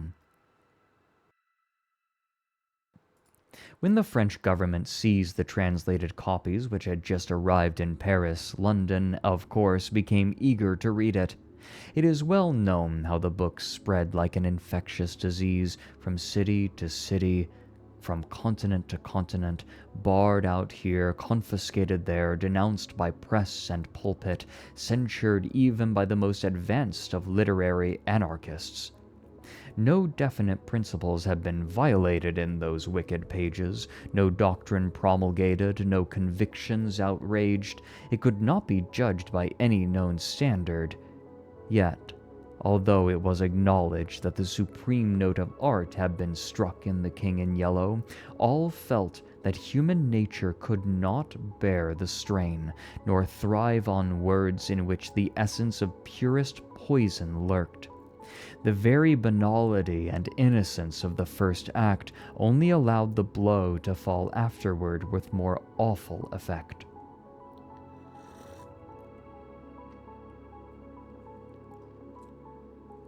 It was, I remember, the 13th day of April, 1920, that the first government lethal chamber was established on the south side of Washington Square, between Worcester Street and South Fifth Avenue. The block, which had formerly consisted of a lot of shabby old buildings, used as cafes and restaurants for foreigners, had been acquired by the government in the winter of 1898. The French and Italian cafes and restaurants were torn down. The whole block was enclosed by a gilded iron railing and converted into a lovely garden with lawns, flowers, and fountains. In the center of the garden stood a small white building, severely classical in architecture and surrounded by thickets of flowers. 6 Ionic columns supported the roof, and the single door was of bronze. A splendid marble group of the Fates stood before the door, the work of a young American sculptor, Boris Yvain, who had died in Paris when only 23 years old. The inauguration ceremonies were in progress as I crossed University Place and entered the square. I threaded my way through the silent throng of spectators, but was stopped at 4th Street by a cordon of police. A regiment of United States Lancers were drawn up in a hollow square round the lethal chamber. On a raised tribune facing Washington Park stood the governor of New York, and behind him were grouped the mayor of New York and Brooklyn, the inspector general of police, the commandant of the state troops, Colonel Livingston, military aide to the President of the United States, General Blount, commanding at Governor's Island, Major General Hamilton, commanding the garrison of New York and Brooklyn, Admiral Buffby of the fleet in the North River, Surgeon General Lansford, the staff of the National Free Hospital, Senators Wise and Franklin of New York, and the Commissioner of Public Works. The tribune was surrounded by a squadron of hussars of the National Guard. The governor was finishing his reply to the short speech of the Surgeon General. I heard him say, "The laws prohibiting suicide and providing punishment for any attempt at self-destruction have been repealed. The government has seen fit to acknowledge the right of man to end an existence which may have become intolerable to him through physical suffering or mental despair. It is believed that the community will be benefited by the removal of such people from their midst. Since the passage of this law, the number of suicides in the United States has not increased. Now the government has determined to establish a lethal chamber in every city, town, and village in the country. It remains to be seen whether or not that class of human creatures from whom desponding ranks new victims of self-destruction fall daily will accept the relief thus provided." He paused and turned to the white lethal chamber. The silence in the street was absolute. There a painless death awaits him who can no longer bear the sorrows of this life. If death is welcome, let him seek it there.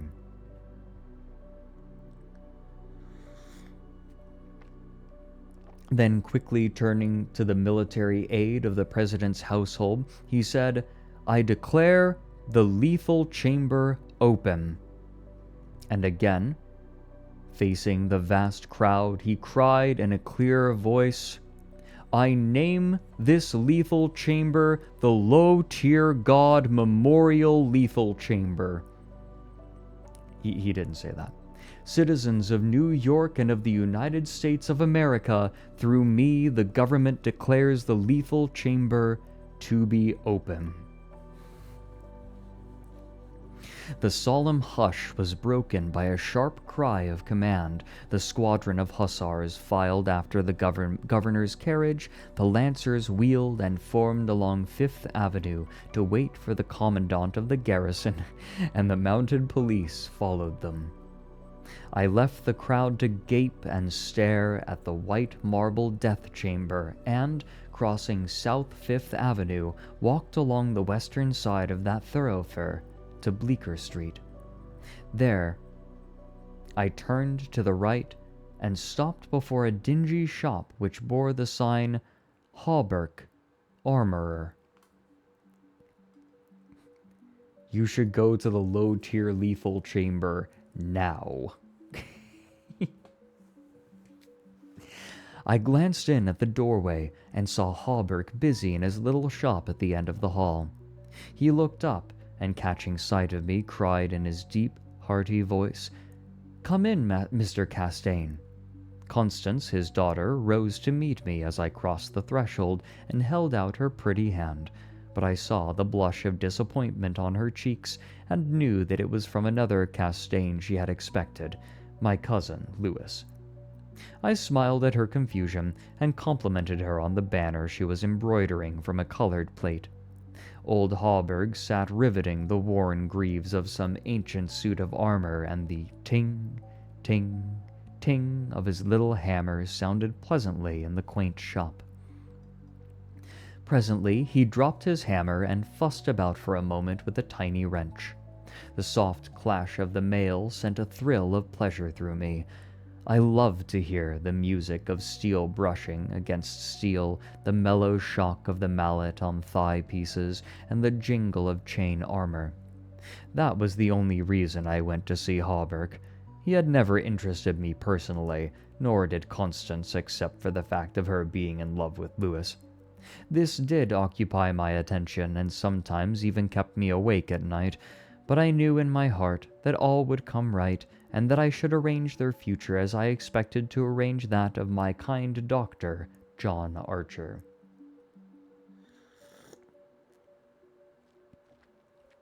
However, I should never have troubled myself thinking about visiting them just then, had it not been, as I say, that the music of the tinkling hammer had for me this strong fascination. I would sit for hours, listening and listening, and when a stray sunbeam struck the inlaid steel, the sensation it gave me was almost too keen to endure. My eyes would become fixed, dilating with a pleasure that stretched every nerve almost to breaking, until some movement of the old armorer cut off the ray of sunlight. Then, still thrilling secretly, I leaned back and listened again to the sound of the polishing rag, swish, swish, rubbing rust from the rivets. Constance worked with the embroidery over her knees, now and then pausing to examine more closely the pattern in the colored plate from the Metropolitan Museum. "Who is this for?" I asked. Hawberk explained that in addition to the treasures of armor in the Metropolitan Museum, of which he had been appointed armorer, he also had charge of several collections belonging to rich amateurs. This was the missing greave of a famous suit which a client of his had traced to a little shop in Paris on the Quai d'Orsay. He, Hawberk, had negotiated for and secured the greave, and now the suit was complete. He laid down his hammer and read me the history of the suit, traced since 1450 from owner to owner until it was acquired by Thomas Stainbridge. When his superb collection was sold, this client of Hawberk's bought the suit, and since then the search for the missing greave had been pushed until it was, almost by accident, located in Paris. "Did you continue the search so persistently without any certainty of the greave being still in existence?" I demanded. "Of course," he replied coolly. Then, for the first time, I took personal interest in Hawberk. "It was worth something to you," I ventured. "No," he replied, laughing. "My pleasure in finding it was my reward." "Have you no ambition to be rich?" I asked, smiling. "My one ambition is to be the best armorer in the world," he answered gravely. Constance asked me if I had seen the ceremonies at the lethal chamber. She herself had noticed cavalry passing up Broadway that morning, and had wished to see the inauguration, but her father wanted the banner finished, and she had stayed at his request. Did you see your cousin, Mr. Castaigne, there?" she asked, with the slightest tremor of her soft eyelashes. "No," I replied carelessly. "Lewis's regiment is maneuvering out in Westchester County." I rose and picked up my hat and cane. "Are you going upstairs to see the lunatic again?" laughed old Hawberk. If Hawberk knew how I loathed that word lunatic, he would never use it in my presence. It rouses certain feelings within me which I do not care to explain. However, I answered him quietly, "I think I shall drop in and see Mr. Wilde for a moment or two." "Poor fellow," said Constance with a shake of the head. "It must be hard to live alone year after year, poor, crippled, and almost demented. It is very good of you, Mr. Castaigne, to visit him as often as you do." "I think he is vicious," observed Hawberk, beginning again with his hammer. I listened to the golden tinkle on the greave plates. When he had finished, I replied, "No, he is not vicious, nor is he in the least bit demented. His mind is a wonder chamber from which he can extract treasures that you and I would give years of our life to acquire." Hawberk laughed. I continued a little impatiently. "He knows history as no one else could know it. Nothing, however trivial, escapes his search, and his memory is so absolute, so precise in details, that were it known in New York that such a man existed, the people could not honor him enough." "Nonsense," muttered Hawberk, searching on the floor for a fallen rivet. "Is it nonsense?" I asked, managing to suppress what I felt. Is it nonsense when he says that the tassets and cussards of the enameled suit of armor commonly known as the Prince's Emblazoned can be found among a mass of rusty theatrical properties, broken stoves, and rag pickers' refuse in a garret in Pell Street? Hey! Is that DJ Slope of Slope's Game Room? Hello there. You've come up on my stream multiple times. Good to see you. If we've talked, it's been a long time. Good to see you. Fantastic work on your videos, especially lately. I've loved your recent work. I mean, I've liked your work for a long time, but like you really stepped it up lately.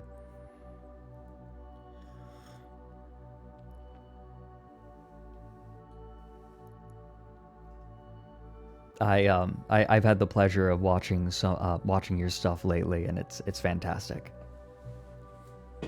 New camera, new audio editing style. Yeah, I would say that the biggest thing is just the time you've taken and the research you've done in your writing. You've really stepped it up. Hello, you. Wrong person, I think.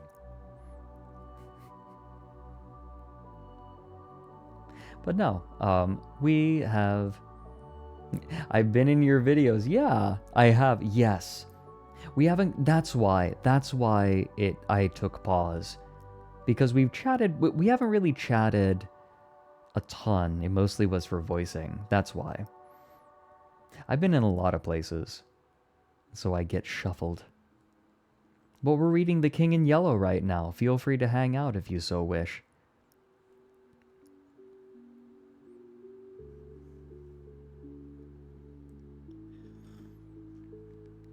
But yes, would recommend Slope's Game Room.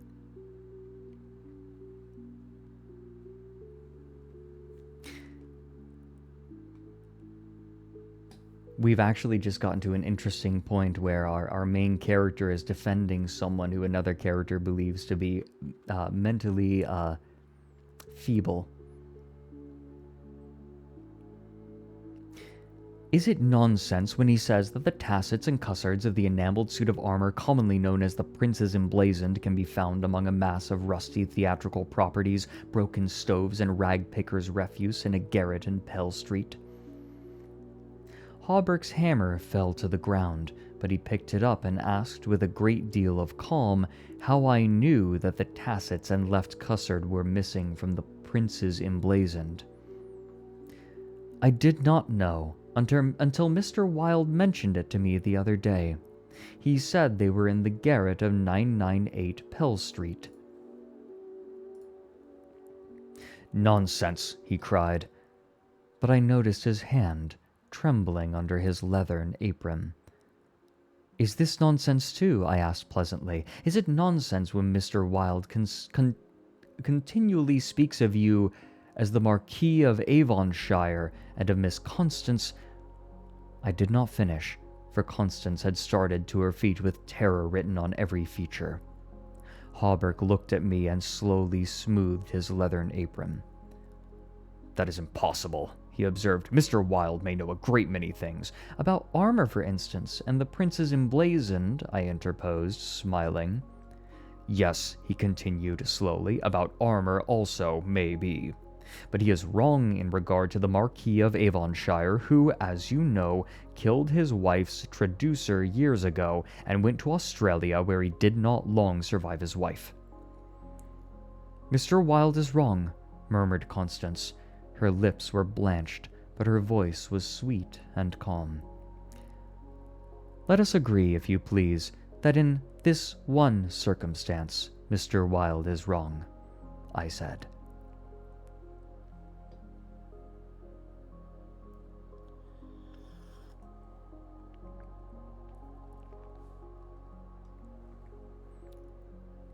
Part 2. I climbed the 3 dilapidated flights of stairs which I had so often climbed before, and knocked at a small door at the end of the corridor. Mr. Wilde opened the door, and I walked in. There I saw him speaking with Judy Hopps. Judy was crying, telling Mr. Wilde that she was pregnant, I... Sorry. I can't help myself.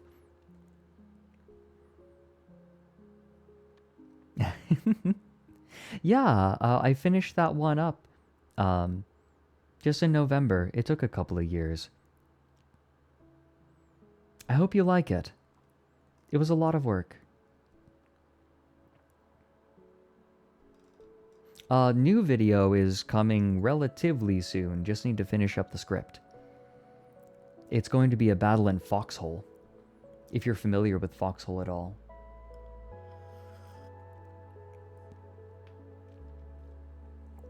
I've gotten into Foxhole quite a bit.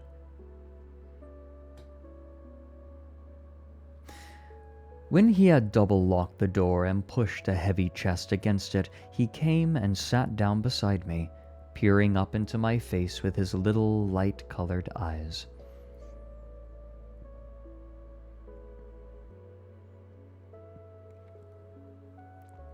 No, Bugsy, I'm not covering 3032. I'm covering the Battle of the Baths in War 106. Got a bunch of B-roll for it. People have been very kind. I'll start the section over. I climbed the 3 to lab. Don't say speaking of Nick Wilde when I talk about Foxhole. Silence.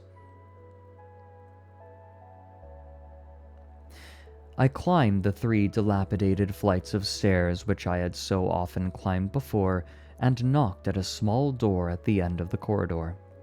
Mr. Wilde opened the door, and I walked in.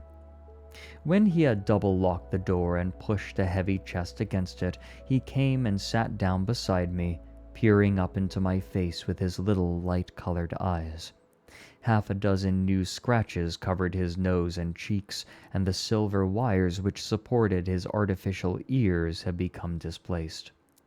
I thought I had never seen him so hideously fascinating. He had no ears. The artificial ones, which now stood out at an angle from the fine wire, were his one weakness. They were made of wax and painted a shell pink, but the rest of his face was yellow. He might better have reveled in the luxury of some artificial fingers for his left hand, which was absolutely fingerless, but it seemed to cause him no inconvenience, and he was satisfied with his wax ears. He was very small, scarcely higher than a child of 10, but his arms were magnificently developed, and his thighs as thick as any athlete's. Still, the most remarkable thing about Mr. Wilde was that a man of his marvelous intelligence and knowledge should have such a head. It was flat and pointed, like the heads of many of those unfortunates whom people imprison in asylums for the weak-minded. Many call him insane, but I knew him to be as sane as I was. I do not deny that he was eccentric. The mania he had for keeping that cat and teasing her until she flew at his face like a demon was certainly eccentric. I never could understand why he kept the creature, nor what pleasure he found in shutting himself up in his room with this surly, vicious beast. I remember once glancing up from the manuscript I was studying by the light of some tallow dips, and seeing Mr. Wilde squatting motionless on his high chair, his eyes fairly blazing with excitement, while the cat, which had risen from her place before the stove, came creeping across the floor right at him. Before I could move, she flattened her belly to the ground, crouched, trembled, and sprang into his face. Howling and foaming, they rolled over and over on the floor, scratching and clawing, until the cat screamed and fled under the cabinet, and Mr. Wilde turned over on his back, his limbs contracting and curling up like the legs of a dying spider. He was eccentric.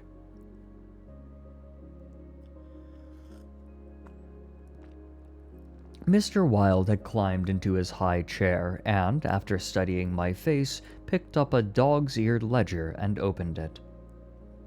Henry B. Matthews, he read, bookkeeper with Wysott and Company, dealers in church ornaments, called April 3rd, reputation damaged on the racetrack, known as a welcher, Reputation to be repaired by August 1st. Retainer $5. He turned the page and ran his fingerless knuckles down the closely written columns. P. Green Dusenberry, minister of the gospel, Fairbeach, New Jersey. Reputation damaged in the Bowery, to be repaired as soon as possible. Retainer $100. He coughed and added, called April 6th. Then you are not in need of money, Mr. Wilde, I inquired. Listen. He coughed again. Mrs. C. Hamilton Chester of Chester Park, New York City. Called April 7th. Reputation damaged at Dieppe, France. To be repaired by October 1st. Retainer $500. Note: C. Hamilton Chester, Captain USS Avalanche, ordered home from South Sea Squadron October 1st.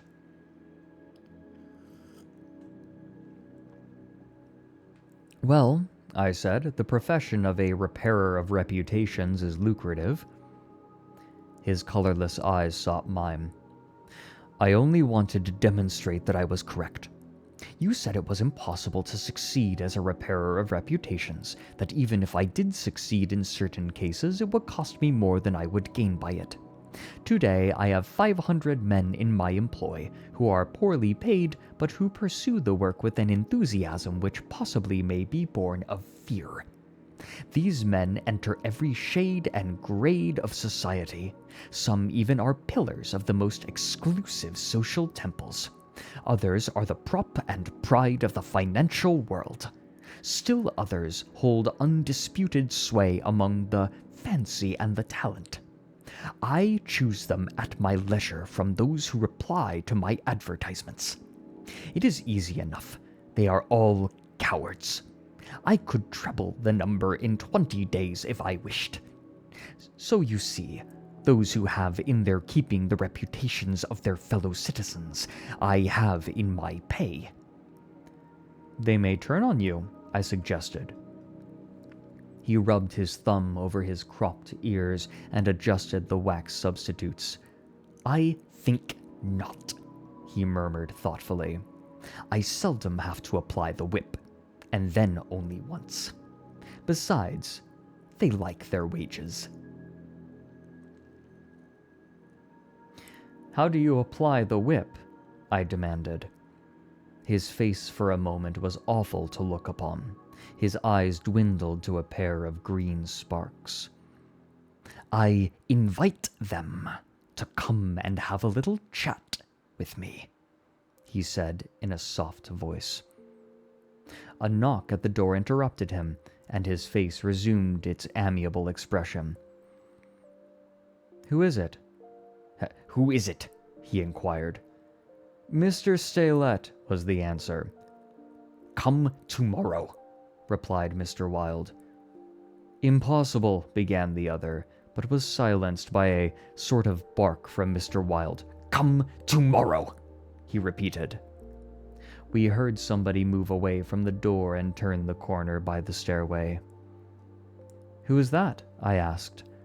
Arnold Steylette, owner and editor-in-chief of the great New York Daily. He drummed on the ledger with his fingerless hand, adding, I pay him very badly, but he thinks it is a good bargain. Arnold Steylette? I repeated, amazed. Yes, said Mr. Wilde with a self-satisfied cough.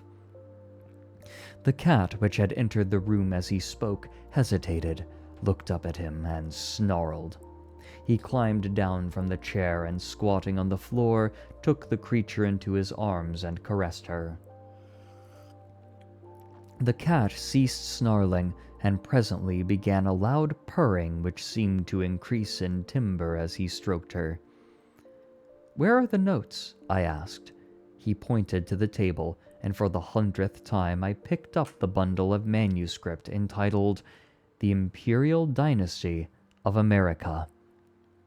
One by one I studied the well-worn pages, worn only by my own handling, and although I knew all by heart from the beginning, when from Carcosa the Hyades Hastur and Aldebaran to Castaigne Louis de Calvados, born December 19th, 1877, I read it with an eager, rapt attention, pausing to repeat parts of it aloud, and dwelling especially on Hildred de Calvados, only son of Hildred Castaigne and Edith Landis Castaigne, first in succession, etc., etc.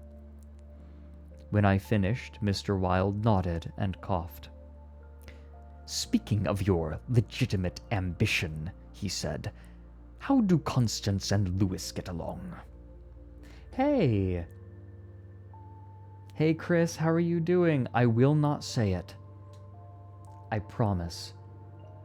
You have come as we are reading The King in Yellow, which you might know as something frequently cited in Lovecraft, and also cited at the beginning of Signalis.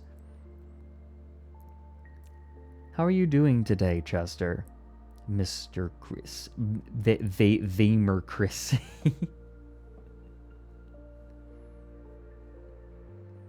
But yes, this is The King in Yellow. I was playing Facade. Oh my god. That's why I am not to say the M word. Understood. But we are currently reading The King in Yellow. It is fascinating. We so far have low-tier god chambers, where you can do as low-tier god commands, and we have a man. We have just met a man who is referenced in the title of this short story, The Repairer of Reputations.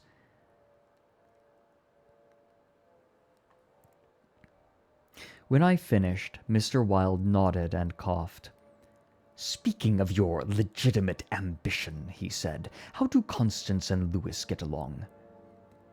"She loves him," I replied simply. The cat on his knee suddenly turned and struck at his eyes, and he flung her off and climbed onto the chair opposite me. "And Dr. Archer, but that's a matter you can settle any time you wish," he added. "Yes," I replied, "Dr. Archer can wait, but it is time I saw my cousin Louis." "It is time," he repeated. Then he took another ledger from the table and ran over the leaves rapidly. "We are now in communication with 10,000 men," he muttered. "We can count on 100,000 within the first 28 hours, and in 48 hours the state will rise en masse.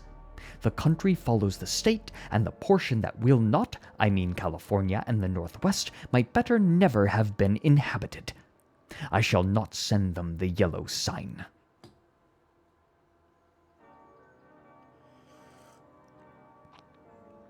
The blood rushed to my head, but I only answered, "A new broom sweeps clean." "The ambition of Caesar and of Napoleon pales before that which could not rest until it had seized the minds of men and controlled even their unborn thoughts," said Mr. Wilde. "You are speaking of the King in Yellow," I groaned with a shudder. "He is a king whom emperors have served."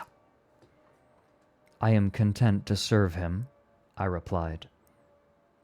Mr. Wilde sat rubbing his ears with his crippled hand. "Perhaps Constance does not love him," he suggested. I started to reply, but a sudden burst of military music from the street below drowned my voice.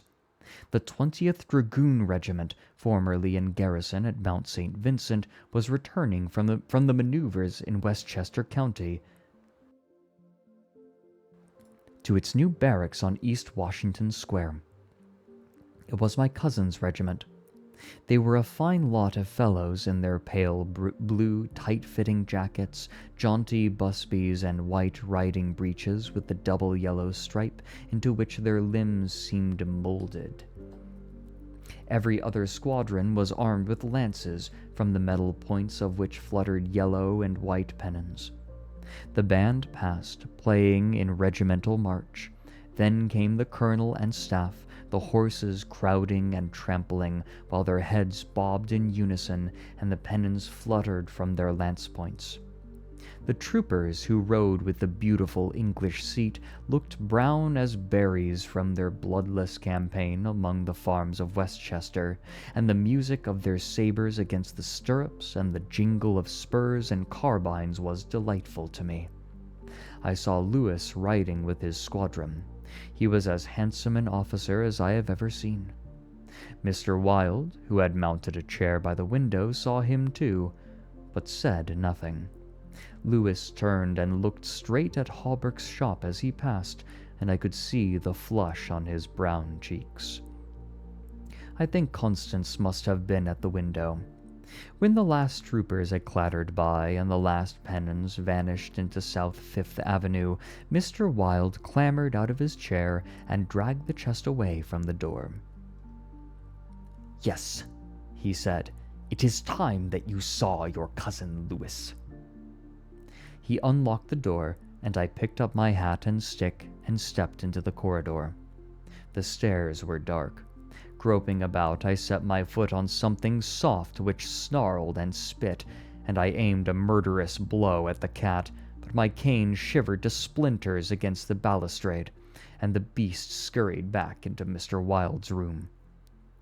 Passing Hawberk's door again, I saw him still at work on the armor, but I did not stop, and stepping out into Bleecker Street, I followed it to Worcester, skirted the grounds of the Lethal Chamber, and crossing Washington Park, went straight to my rooms in the Benedict.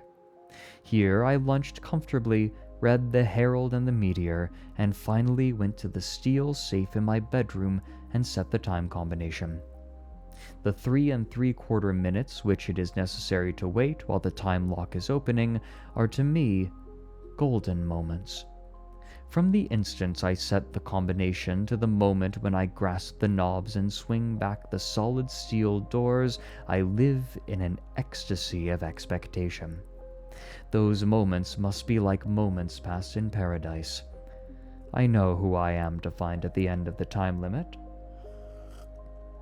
I know what the massive safe holds secure for me alone, and the exquisite pleasure of waiting is hardly enhanced when the safe opens and I lift from its velvet crown a diadem of purest gold, blazing with diamonds. I do this every day, and yet the joy of waiting and at last touching again the diadem only seems to increase as the days pass. It is a diadem fit for a king among kings, an emperor among emperors. The king in yellow might scorn it, but it shall be worn by his royal servant.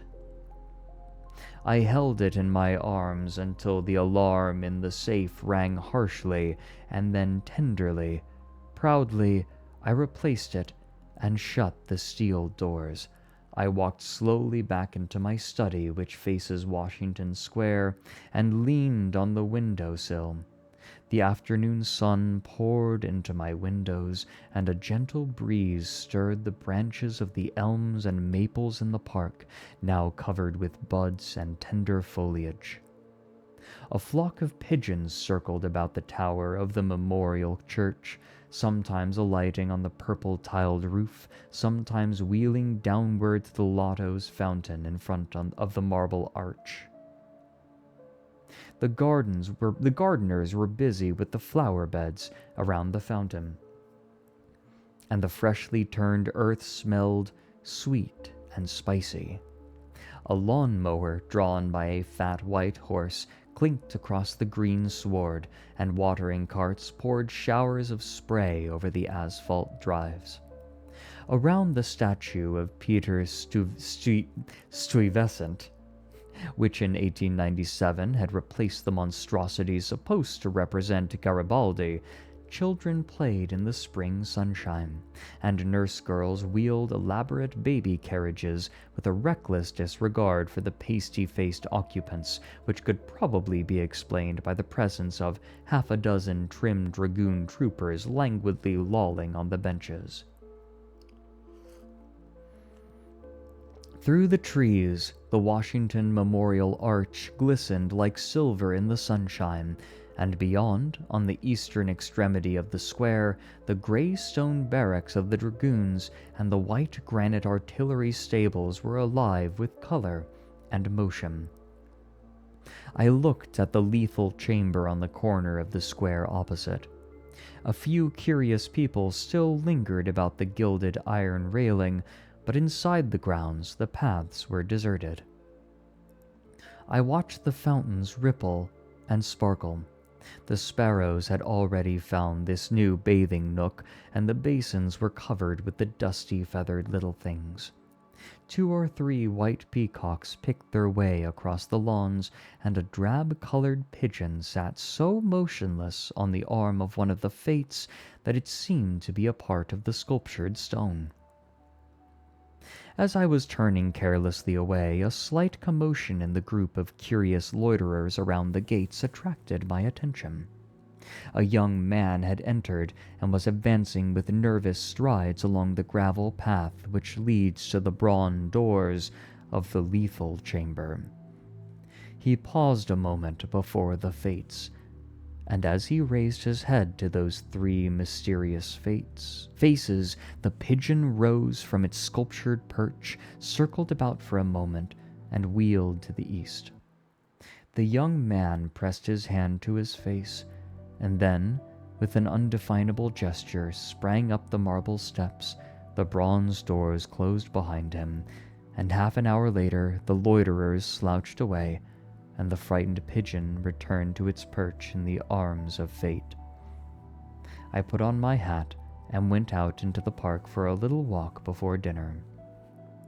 As I crossed the central driveway, a group of officers passed, and one of them called out, "Hello, Hildred," and came back to shake hands with me.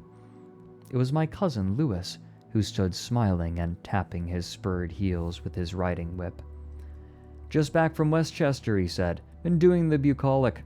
Milk and curds, you know, dairy maids in sunbonnets who say, 'Ho!' and I don't think when you tell them that they are pretty. I'm nearly dead for a square meal at Delmonico's. What's the news?" "There is none," I replied pleasantly. "I saw your regiment coming in this morning." "Did you? I didn't see you. Where were you?" "In Mr. Wilde's window." "Oh, hell," he began impatiently. "That man is stark mad. I don't understand why you—" He saw how annoyed I felt by this outburst and begged my pardon. "Really, old chap," he said, "I don't mean to run down a man you like, but for the life of me, I can't see what the deuce you find in common with Mr. Wilde. He's not well bred, to put it generously. He is hideously deformed. His head is the head of a criminally insane person. You know yourself he's been in an asylum." "In an asylum? So have I?"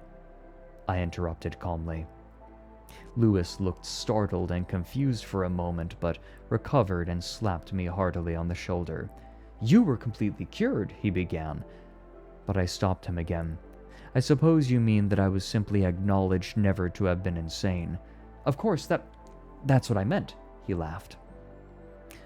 I disliked his laugh, because I knew it was forced, but I nodded gaily and asked him where he was going.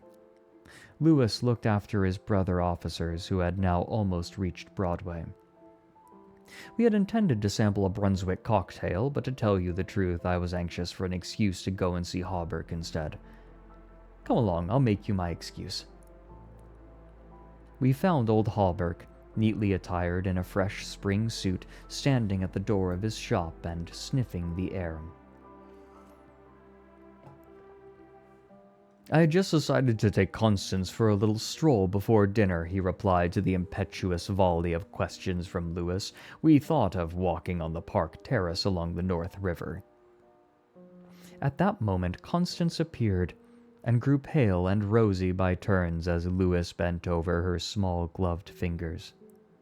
I tried to excuse myself, alleging an engagement uptown, but Lewis and Constance would not listen, and I saw I was expected to remain and engage in old Hawberk's attention. After all, it would be just as well if I kept my eye on Lewis, I thought, and when they hailed a Spring Street horse car, I got in after them and took my seat beside the armorer. The beautiful line of parks and granite terraces overlooking the wharves along the North River, which were built in 1910 and finished in the autumn of 1917, had become one of the most popular promenades in the metropolis. They extended from the Battery to 190th Street, overlooking the noble river and affording a fine view of the Jersey Shore and the Highlands opposite. Cafes and restaurants were scattered here and there among the trees, and twice a week military bands from the garrison played in the kiosks on the parapets. We sat down in the sunshine on the bench at the foot of the equestrian statue of General Sheridan. Constance tipped her sunshade to shield her eyes, and she and Lewis began a murmuring conversation which was impossible to catch. Old Hawberk, leaning on his ivory-headed cane, lighted an excellent cigar, the mate to which I politely refused, and smiled at vacancy. The sun hung low above the Staten Island woods, and the bay was dyed with golden hues reflected from the sun-warmed sails of the shipping in the harbor. Brigs, schooners, yachts, clumsy ferry boats, their decks swarming with people, railroad transports carrying lines of brown, blue, and white freight cars, stately sound steamers, déclassé tramp steamers, coasters, dredgers, scows, and everywhere pervading the entire bay, impudent little tugs, puffing and whistling officiously. These were the craft which churned the sunlight waters as far as the eye could reach. In calm contrast to the hurry of sailing vessel and steamer, a silent fleet of white warships lay motionless in midstream. Constance's merry laugh aroused me from my reverie. "What are you staring at?" she inquired. "Nothing. The fleet," I smiled. Then Lewis told us what the vessels were, pointing out each by its relative position to the old red fort on Governor's Island. "That little cigar-shaped thing is a torpedo boat," he explained. "There are 4 more lying close together. They are the Tarpon, the Falcon, the Sea Fox, and the Octopus. The gunboats just above are the Princeton, the Champlain, the Stillwater, and the Erie. Next to them lie the cruisers Farragut and Los Angeles, and above them the battleships California and Dakota, and the Washington, which is the flagship. Those 2 squatty-looking chunks of metal which are anchored there off Castle William are the double-turreted Monitors, terrible and magnificent. Behind them lies the ram Osceola." Constance looked at him with deep approval in her beautiful eyes. "What loads of things you know for a soldier," she said, and we all joined in the laugh which followed. Presently, Lewis rose with a nod to us and offered his arm to Constance, and they strolled away along the river wall. Hawberk watched them for a moment and then turned to me. "Mr. Wilde was right," he said. "I have found the missing tassets and left custards of the princes emblazoned in a vile old junk garret in Pell Street." 998? I inquired with a smile. "Yes." "Mr. Wilde is a very intelligent man," I observed. "I want to give him the credit of this most important discovery," continued Hawberk, "and I intend it shall be known that he is entitled to the fame of it." "He won't thank you for that," I answered sharply. "Please say nothing about it." "Do you know what it is worth?" said Hawberk. "No. $50, perhaps?" "It is valued at $500, but the owner of the Prince's Emblazoned will give $2,000 to the person who completes his suit. That reward also belongs to Mr. Wilde." "He doesn't want it. He refuses it," I answered angrily. "What do you know about Mr. Wilde?" "He doesn't need the money. He is rich, or will be, richer than any living man except myself. What will we care for money then? What will we care, he and I, when... "When what?" demanded Hawberk, astonished. "You will see," I replied, on my guard again. He looked at me narrowly, much as Dr. Archer used to, and I knew he thought I was mentally unsound. Perhaps it was fortune for him that he did not use the word lunatic just then. No, I replied to his unspoken thought, I am not mentally weak. My mind is as healthy as Mr. Wilde's. I do not care to explain just yet what I have on hand, but it is an investment which will pay more than mere gold, silver, and precious stones. It will secure the happiness and prosperity of a continent. Yes, a hemisphere. Oh, said Hawberk. And eventually, I continued more quietly, it will secure the happiness of the whole world. And incidentally, your own happiness and prosperity as well as Mr. Wilde's? Exactly. I smiled, but I could have throttled him for taking that tone. He looked at me in silence for a while and then said very gently, Why don't you give up your books and studies, Mr. Castaigne, and take a tramp among the mountains somewhere or other? You used to be fond of fishing. Take a cast or two at the trout in the Rangleys. I don't care for fishing anymore, I answered without a shade of annoyance in my voice. You used to be fond of everything, he continued. Athletics, yachting, shooting, riding. I have never cared to ride since my fall, I said quietly. Oh, yes, your fall, he repeated, looking away from me. I thought this nonsense had gone far enough, so I brought the conversation back to Mr. Wilde, but he was scanning my face again in a manner highly offensive to me. Mr. Wilde, he repeated, do you know what he did this afternoon? He came downstairs and nailed a sign over the hall door next to mine.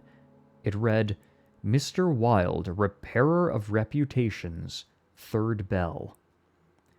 Do you know what a repairer of reputations can be? I do, I replied, suppressing the rage within. Oh, he said again. Louis and Constance came strolling by and stopped to ask if we would join them. Hawberk looked at his watch. At the same moment, a puff of smoke shot from the casemates of Castle William, and the boom of the sunset gun rolled across the water and was re-echoed from the highlands opposite. The flag came running down from the flagpole, the bugles sounded on the white decks of the warships, and the first electric light sparkled out from the Jersey shore. As I turned into the city with Hawberk, I heard Constance murmur something to Louis which I did not understand, but Louis whispered, "My darling," in reply, and again, walking ahead with Hawberk through the square, I heard a murmur of "sweetheart" and "my own Constance," and I knew the time had nearly arrived when I should speak of important matters with my cousin Louis.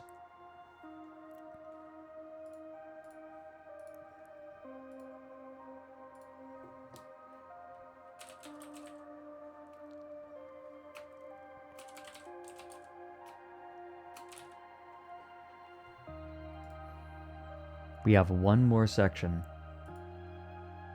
Just one.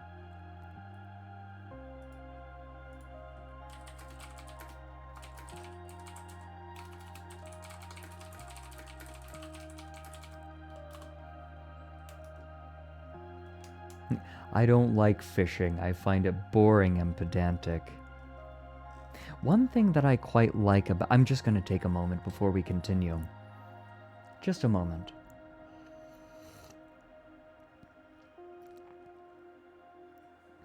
Something that strikes me is how modern the prose is. I feel like Lovecraft is notoriously impenetrable, but the prose in this is very straightforward, simple, modern. It still is very easy to read. And that's not a point against it.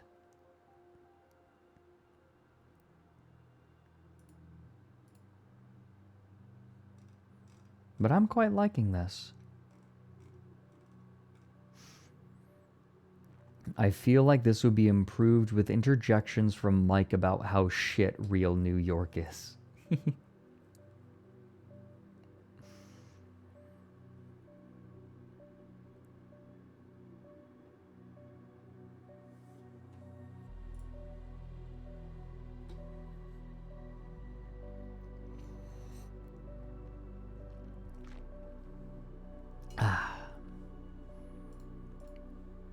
You ready to close it out? One last section.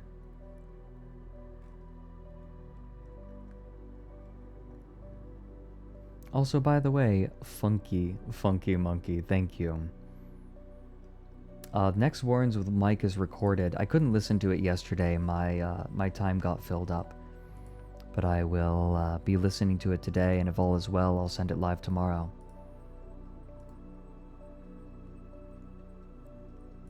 Shall we? I want to know how this ends, because I didn't get the chance to read this yesterday either.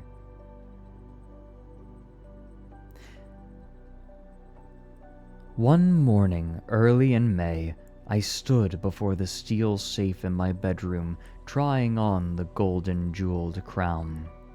The diamonds flashed fire as I turned to the mirror, and the heavy beaten gold burned like a halo about my head. I remembered Camilla's agonized scream and the awful words echoing through the dim streets of Carcosa. They were the last lines in the first act, and I dared not think of what followed, dared not even in the spring sunshine there in my own room, surrounded with familiar objects, reassured by the bustle from the street and the voices of the servants in the hallway outside. For those poisoned words had dropped slowly into my heart, as death sweat drops upon a bedsheet and is absorbed. Trembling, I put the diadem from my head and wiped my forehead, but I thought of Hastur and of my own rightful ambition, and I remembered Mr. Wilde as I had last left him, his face all torn and bloody from the claws of that devil's creature, and what he said. What he said. The alarm bell in the safe began to whir harshly, and I knew my time was up, but I would not heed it, and replacing the flashing circlet upon my head, I turned defiantly to the mirror. I stood for a long time absorbed in the changing expression of my own eyes. The mirror reflected a face which was like my own, but whiter, and so thin that I hardly recognized it. And all the time I kept repeating between my clenched teeth, "The day has come. The day has come," while the alarm in the safe whirred and clamored, and the diamonds sparkled and flamed above my brow. I heard a door open, but did not heed it. It was only when I saw two faces in the mirror. It was only when another face rose over my shoulder and two other eyes met mine. I wheeled like a flash and seized a long knife from my dressing table, and my cousin sprang back very pale, crying, "Hildred, for God's sake!" Then as my hand fell, he said, "It is I, Lewis, don't you know me?" I stood silent. I could not have spoken for my life. He walked up to me and took the knife from my hand. "What is all this?" he inquired in a gentle voice. "Are you ill?" "No," I replied, but I doubt if he heard me. Come, old fellow," he cried. "Take off that brass crown and toddle into the study. Are you going to a masquerade? What's all this theatrical tinsel, anyway?" I was glad he thought the crown was made of brass and paste, yet I didn't like him any the better for thinking so. I let him take it from my hand, knowing it was best to humor him. He tossed the splendid diadem in the air and catched it, turning to me smiling. "It's dear at 50 cents, he said. "What's it for?" I did not answer, but took the circlet from his hands, and placing it in the safe, shut the massive steel door. The alarm ceased its infernal din at once. He watched me curiously, but did not seem to notice the sudden ceasing of the alarm. He did, however, speak of the safe as a biscuit box. Fearing lest he might examine the combination, I led the way into my study. Lewis threw himself on the sofa and flicked at flies with his eternal riding whip. He wore his fatigue uniform with the braided jacket and jaunty cap, and I noticed that his riding boots were all splashed with red mud. "Where have you been?" I inquired. "Jumping mud creeks in Jersey," he said. "Haven't had time to change yet. I was rather in a hurry to see you.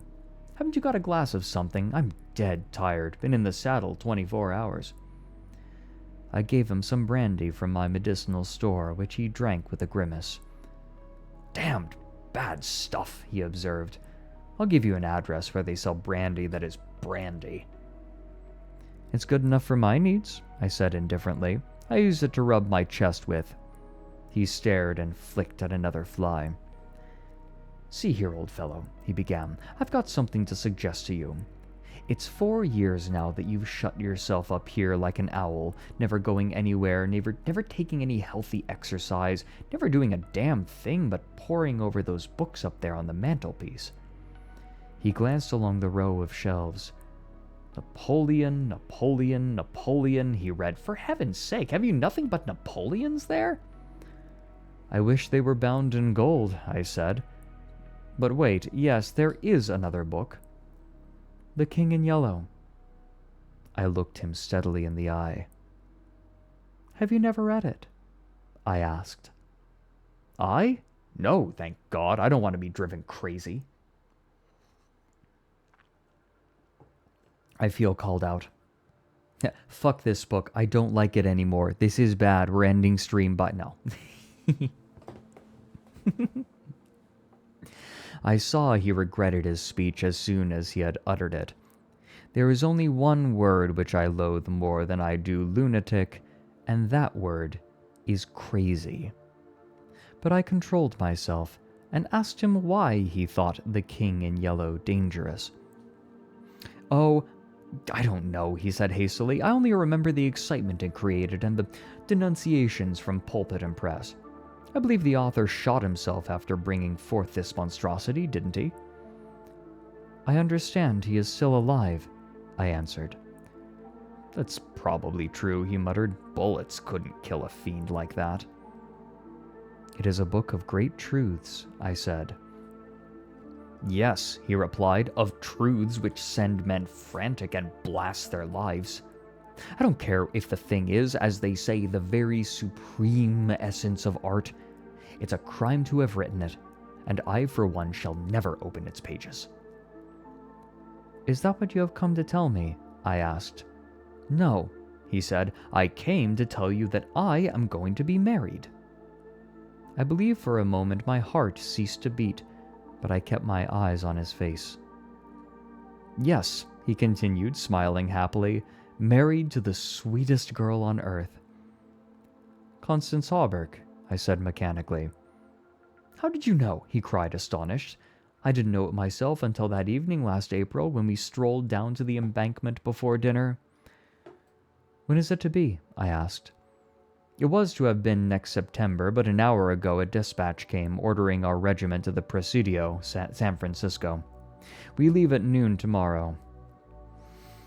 "Tomorrow," he repeated. "Just think, Hildred, tomorrow I shall be the happiest fellow that ever drew breath in this jolly world, for Constance will go with me." I offered him my hand in congratulation, and he seized and shook it like the good-natured fool he was, or pretended to be. "I am going to get my squadron as a wedding present," he rattled on. "Captain and Mrs. Louis Castaigne, Hildred?" Then he told me where it was to be and who were to be there, and made me promise to come and be best man. I set my teeth and listened to his boyish chatter without showing what I felt. But I was getting to the limit of my endurance, and when he jumped up and, switching his spurs till they jingled, said he must go, I did not detain him. "There's one thing I want to ask of you," I said quietly. "Out with it, it's promised," he laughed. "I want you to meet me, for a quarter of an hour's talk tonight." "Of course, if you wish," he said, somewhat puzzled. "Where?" "Anywhere. In the park there." "What time, Hildred?" "Midnight." "What in the name of—" he began, but checked himself and laughingly assented. I watched him go down the stairs and hurry away, his saber banging at every stride. He turned into Bleecker Street, and I knew he was going to see Constance. I gave him 10 minutes to disappear, and then followed in his footsteps, taking with me the jeweled crown and the silken rose embroidered with the yellow sign. When I turned into Bleecker Street and entered the doorway which bore the sign, "Mr. Wilde, Repairer of Reputations, 3rd bell."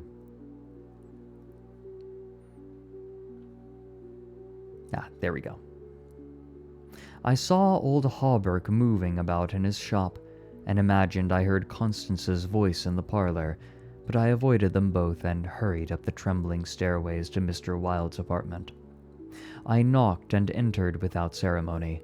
Mr. Wilde lay groaning on the floor, his face covered with blood, his clothes torn to shreds.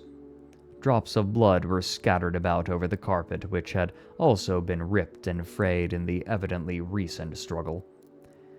"It's that cursed cat," he said, ceasing his groans and turning his colorless eyes to me. "She attacked me while I was asleep.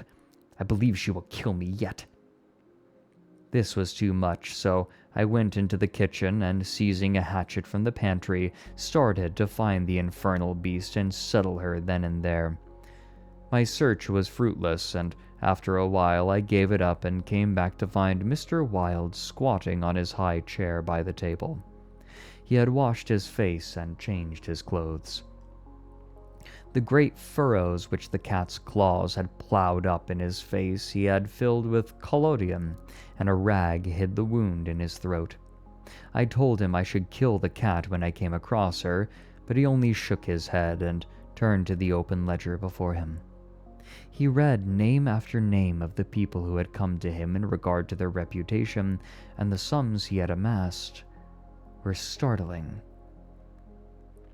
I put on the screws now and then," he explained. "One day or other some of these people will assassinate you," I insisted. "Do you think so?" he said, rubbing his mutilated ears.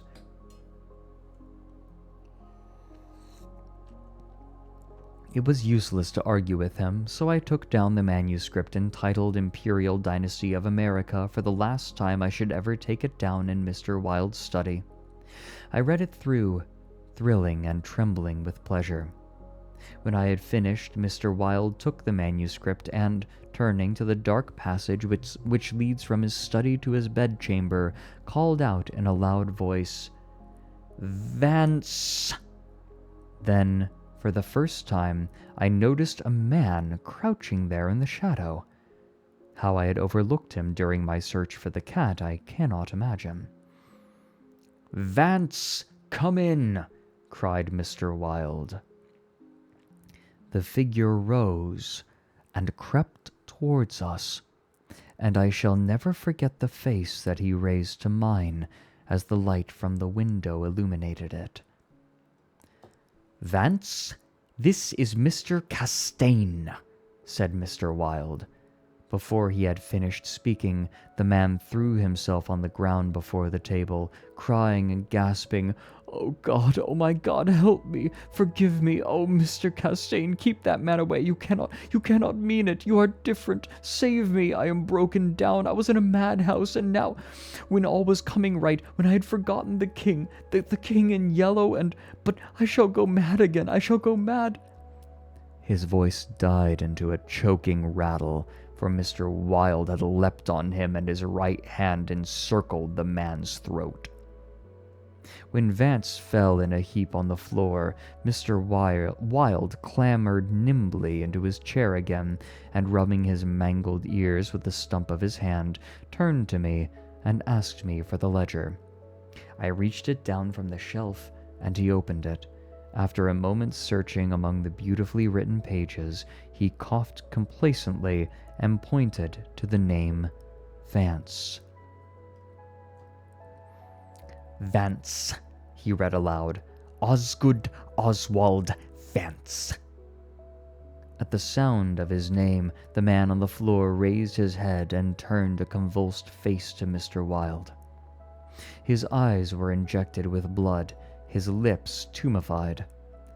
Called April 28th, continued Mr. Wilde. Occupation, cashier in the Seaforth National Bank. Has served a term of forgery at Sing Sing, from whence he was transferred to the asylum for the criminally insane. Pardoned by the governor of New York, and discharged from the asylum January 19th, 1918. Reputation damaged at Sheepshead Bay. Rumors that he lives beyond his income. Reputation to be repaired at once. Retainer, $1,500. Note, has embezzled sums amounting to $30,000 since March 20th, 1919. Excellent family and secured present position through uncle's influence. Father, president of Seaforth Bank. I looked at the man on the floor. Get up, Vance, said Mr. Wilde in a gentle voice. Vance rose as if hypnotized. He will do as we suggest now, observed Mr. Wilde, and opening the manuscript, he read the entire history of the imperial dynasty of America. Then, in a kind and soothing murmur, he ran over the important points with Vance, who stood like one stunned. His eyes were so blank and vacant that I imagined he had become half-witted, and remarked it to Mr. Wilde, who replied that it was of no consequence anyway. Very patiently we pointed out to Vance what his share in the affair would be, and he seemed to understand after a while. Mr. Wilde explained the manuscript, using several volumes on heraldry to substantiate the result of his researches. He mentioned the establishment of the dynasty in Carcosa, the lakes which connected Hastur, Aldebaran, and the mysteries of the Hyades. He spoke of Casilda and Camilla, and sounded the cloudy depths of Demhe and the lake of Hali. The scalloped tatters of the king in yellow must hide Yatil forever, he muttered, but I do not believe Vance heard him. Then, by degrees, he led Vance along the ramifications of the imperial family to Uot and Thale, from Nautalba and the Phantom of Truth to Aldonis, and the tossing aside his manuscripts and notes, he began the wonderful story of the last king. Fascinated and thrilled, I watched him. He threw up his head, his long arms were stretched out in a magnificent gesture of pride and power, and his eyes blazed deep in their sockets like two emeralds. Vance listened, stupefied. As for me, when at last Mr. Wilde had finished, and pointing to me, cried, "The cousin of the king," my head swam with excitement.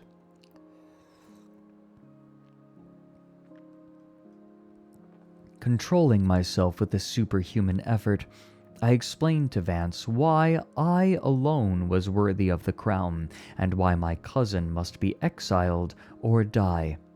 I made him understand that my cousin must never marry, even after renouncing all his claims, and how that least of all he should marry the daughter of the Marquis of Avonshire, and bring England into the question. I showed him a list of thousands of names which Mr. Wilde had drawn up. Every man whose name was there had received the yellow sign, which no living human being dared disregard. The city, the state, the whole land were ready to rise and tremble before the pallid mask. The time had come.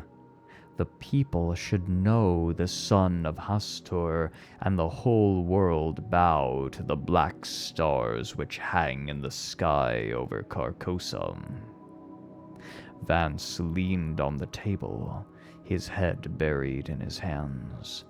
Mr. Wilde drew a rough sketch on the margin of yesterday's Herald with a bit of lead pencil.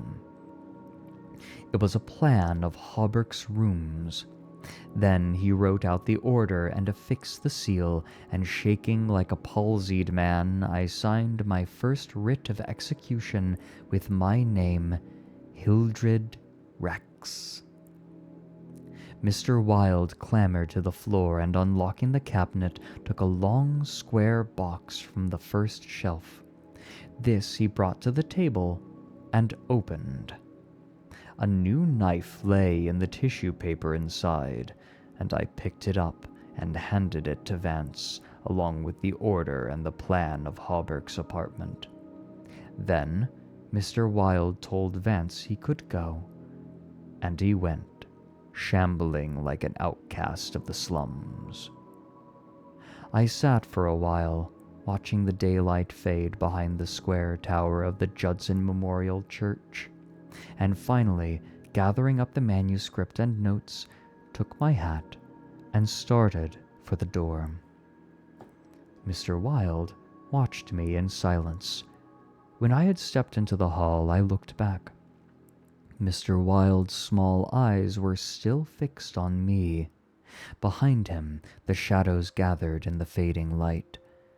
Then I closed the door behind me and went out into the darkening streets. I had eaten nothing since breakfast, but I was not hungry. A wretched, half-starved creature who stood looking across the street at the lethal chamber noticed me and came up to tell me a tale of misery. I gave him my money, I don't know why, and he went away without thanking me. An hour later, another outcast approached and whined his story. I had a blank bit of paper in my pocket, on which was traced the yellow sign, and I handed it to him. He looked at it stupidly for a moment, and then, with an uncertain glance at me, folded it with what seemed to me exaggerated care, and placed it in his bosom. The electric lights were sparkling among the trees, and the new moon shone in the sky above the lethal chamber. It was tiresome waiting in the square. I wandered from the marble arch to the artillery stables and back again to the Lotto's fountain. The flowers and grass exhaled a fragrance which troubled me. The jet of the fountain played in the moonlight, and the musical splash of falling drops reminded me of the tinkle of chained mail in Hawberk's shop. But it was not so fascinating, and the dull sparkle of the moonlight on the water brought no such sensations of exquisite pleasure as when the sunshine played over the polished steel of a corselet on Hawberk's knee. I watched the bats darting and turning above the water plants in the fountain basin, but their rapid, jerky flight set my nerves on edge, and I went away again to walk aimlessly to and fro among the trees. The artillery stables were dark, but in the cavalry barracks the officers' windows were brilliantly lighted, and the sally port was constantly filled with troopers in fatigue, carrying straw and harness and baskets filled with tin dishes. Twice the mounted sentry at the gates was changed while I wandered up and down the asphalt walk. I looked at my watch. It was nearly time. The lights in the barracks went out one by one. The barred gate was closed, and every minute or two an officer passed in through the side wicket, leaving a rattle of accoutrement and a jingle of spurs on the night air. The square had become very silent. The last homeless loiterer had been driven away by the gray-coated park policeman, the car tracks along Wooster Street were deserted, and the only sound which broke the stillness was the stamping of the sentry's horse and the ring of his saber against the saddle pommel. In the barracks, the officers' quarters were still lighted, and military servants passed and repassed before the bay windows.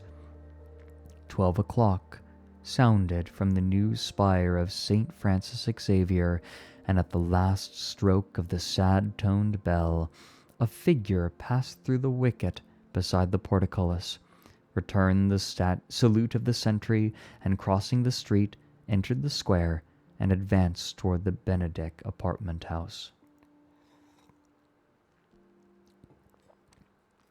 "Lewis," I called. The man pivoted on his spurred heels and came straight toward me. "Is that you, Hildred?" "Yes, you're on time." I took his offered hand, and we strolled toward the lethal chamber. He rattled on about his wedding and the graces of Constance and their future prospects, calling my attention to his captain's shoulder straps and the triple gold arabesque on his sleeve and fatigue cap. I believe I listened as much to the music of his spurs and saber as I did to his boyish babble, and at last we stood under the elms of the 4th Street corner of the square opposite the lethal chamber. Then he laughed and asked me what I wanted with him. I motioned him to a seat on a bench under the electric light and sat down beside him. He looked at me curiously, with that same searching glance which I hate and fear so in doctors. I felt the insult of his look, but he did not know it, and I carefully concealed my feelings. "Well, old chap," he inquired, "what can I do for you?" I drew from my pocket the manuscript and notes of the Imperial Dynasty of America, and looking him in the eye, said, "I will tell you. On your word as a soldier, promise me to read this manuscript from beginning to end without asking me a question. Promise me to read these notes in the same way, and promise me to listen to what I have to tell later." "I promise if you wish it," he said pleasantly. "Give me the paper, Hildred." He began to read, raising his eyebrows with a puzzled, whimsical air, which made me tremble with suppressed anger. As he advanced his eyebrows contracted, and his lips seemed to form the word "rubbish." Then he looked slightly bored, but apparently for my sake read with an attempt at interest, which presently ceased to be an effort. He started when in the closely written pages he came to his own name, and when he came to mine, he lowered the paper and looked sharply at me for a moment.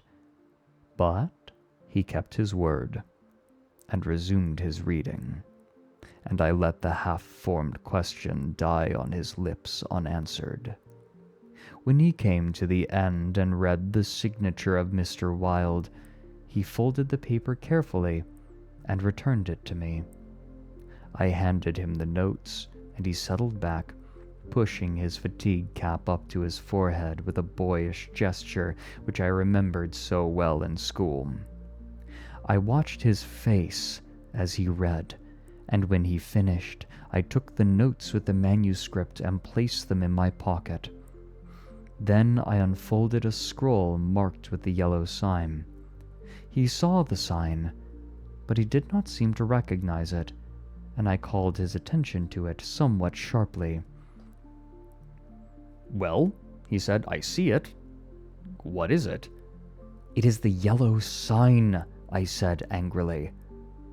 "Oh, that's it, is it?" said Lewis in that flattering voice which Dr. Archer used to employ with me and would probably have employed again had I not settled his affair for him. I kept my rage down and answered as steadily as possible. "Listen. You have engaged your word." "I'm listening, old chap," he replied soothingly. I began to speak very calmly. "Dr. Archer, having by some means become possessed of the secret of the imperial succession, attempted to deprive me of my right, alleging that because of a fall from my horse 4 years ago, I had become mentally deficient. He presumed to place me under restraint in his own house in hopes of either driving me insane or poisoning me. I have not forgotten it. I visited him last night, and the interview was final." Lewis turned quite pale, but did not move. I resumed triumphantly. There are yet 3 people to be interviewed in the interests of Mr. Wilde and myself. They are my cousin Lewis, Mr. Hawberk, and his daughter, Constance. Lewis sprang to his feet, and I arose also, and flung the paper marked with the yellow sign to the ground. "Oh, I don't need that to tell you what I have to say," I cried with a laugh of triumph. "You must renounce the crown to me. Do you hear? To me." Lewis looked at me with a startled air, but recovering himself said kindly, "Of course, I renounce the... What is it I must renounce?" "The crown," I said angrily. "Of course," he answered, "I renounce it. Come, old chap, I'll walk back to your rooms with you." "Don't try any of your doctor's tricks on me," I cried, trembling with fury. "Don't act as if you think I'm insane." "What nonsense," he replied. "Come, it's getting late, Hildred." "No," I shouted. "You must listen. You cannot marry. I forbid it. Do you hear? I forbid it. You shall renounce the crown, and in reward I grant you exile, but if you refuse, you shall die." He tried to calm me, but I was roused at last, and drawing my long knife, barred his way. Then I told him how they would find Dr. Archer in the cellar with his throat open, and I laughed in his face when I thought of Vance and his King knife. in yellow was a metaphor for a UTI? Perfect. Stop. I laughed in his face when I thought of Vance and his knife and the orders signed by me. You are the king," I cried, "but I shall be king. Who are you to keep me from empire over all the habitable earth? I was born the cousin of a king, but I shall be king." Lewis stood white and rigid before me. Suddenly, a man came running up 4th Street, entered the gate of the Lethal Temple, traversed the path to the bronze doors at full speed, and plunged into the death chamber with the cry of one demented, and I laughed until I wept tears, for I had recognized Vance, and knew that Hawberk and his daughter were no longer in my way. "Go," I cried to Lewis. "You have ceased to be a menace. You will never marry Constance now. And if you marry anyone else in your exile, I will visit you as I did my doctor last night. Mr. Wilde takes charge of you tomorrow." Then I turned and darted into South 5th Avenue, and with a cry of terror, Lewis dropped his belt and saber and followed me like the wind. I heard him close behind me at the corner of Bleecker Street, and I dashed into the doorway under Hawberk's sign. He cried, "Halt, or I fire!" But when he saw that I flew up the stairs leaving Hawberk's shop below, he left me, and I heard him hammering and shouting at the door as though it were possible to arouse the dead. Mr. Wilde's door was open, and I entered, crying, "It is done! It is done! Let the nations rise and look upon their king!" But I could not find Mr. Wilde, so I went to the cabinet and took the splendid diadem from its case. Then I drew on the white silk robe embroidered with the yellow sign and placed the crown upon my head. At last I was king. King by my right and Astur, king because I knew the mystery of the Hyades, and my mind had sounded the depths of the Lake of Hully. I was king. The first grey pencilings of dawn would raise a tempest which would shake 2 hemispheres. Then, as I stood, my every nerve pitched to the highest tension, faint with the joy and splendor of my thought, without in the dark passage a man groaned. I seized the tallow dip and sprang to the door. The cat passed me like a demon, and the tallow dip went out, but my long knife flew swifter than she, and I heard her screech, and I knew that my knife had found her. For a moment I listened to her tumbling and thumping about in the darkness, and then, when her frenzy ceased, I lighted a lamp and raised it over my head. Mr. Wilde lay on the floor with his throat torn open. At first I thought he was dead, but as I looked, a green sparkle came into his sunken eyes, his mutilated hand trembled, and then a spasm stretched his mouth from ear to ear. For a moment my terror and despair gave place to hope, but as I bent over him, his eyeballs rolled clean around in his head, and he died. Then, while I stood, transfixed with rage and despair, seeing my crown, my empire, every hope and every ambition, my very life laying prostrate there with the dead master, they came, seized me from behind, and bound me until my veins stood out like cords, and my voice failed with the paroxysms of my frenzied screams. But still I raged, bleeding and infuriated among them, and more than one policeman felt my sharp teeth. Then, when I could no longer move, they came nearer. I saw old Hawberk, and behind him my cousin Louis's ghastly face, and farther away, in the corner, a woman, Constance, weeping softly. "Ah, I see it now," I shrieked. "You have seized the throne and the empire. Woe!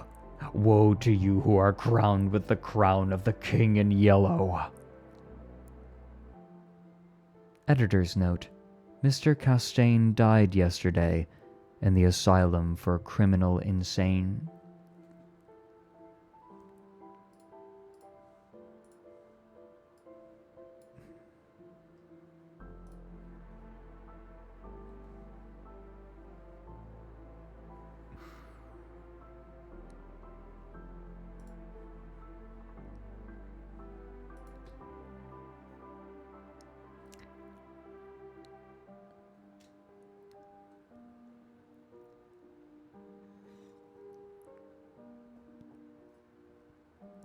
That was a good one.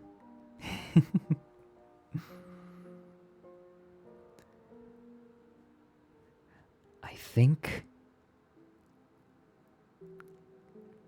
What a fantastic cult story.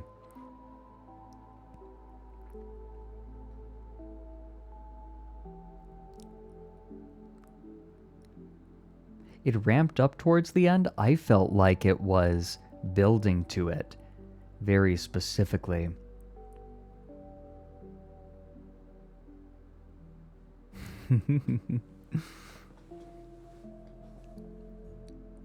I like that one. I didn't get the chance to read it before I read it on stream. Typically, reading is done better after you've read over what you're going to read.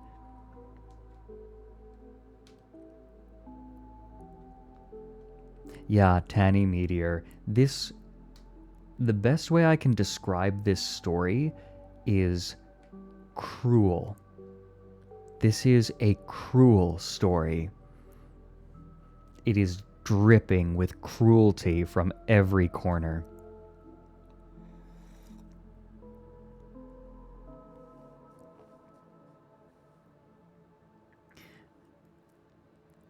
It was mad. It's more than madness, right? Madness on its own is... I think that it's a hollow theme when it's unaccompanied, but this is an madness not in the clinical sense, I should say.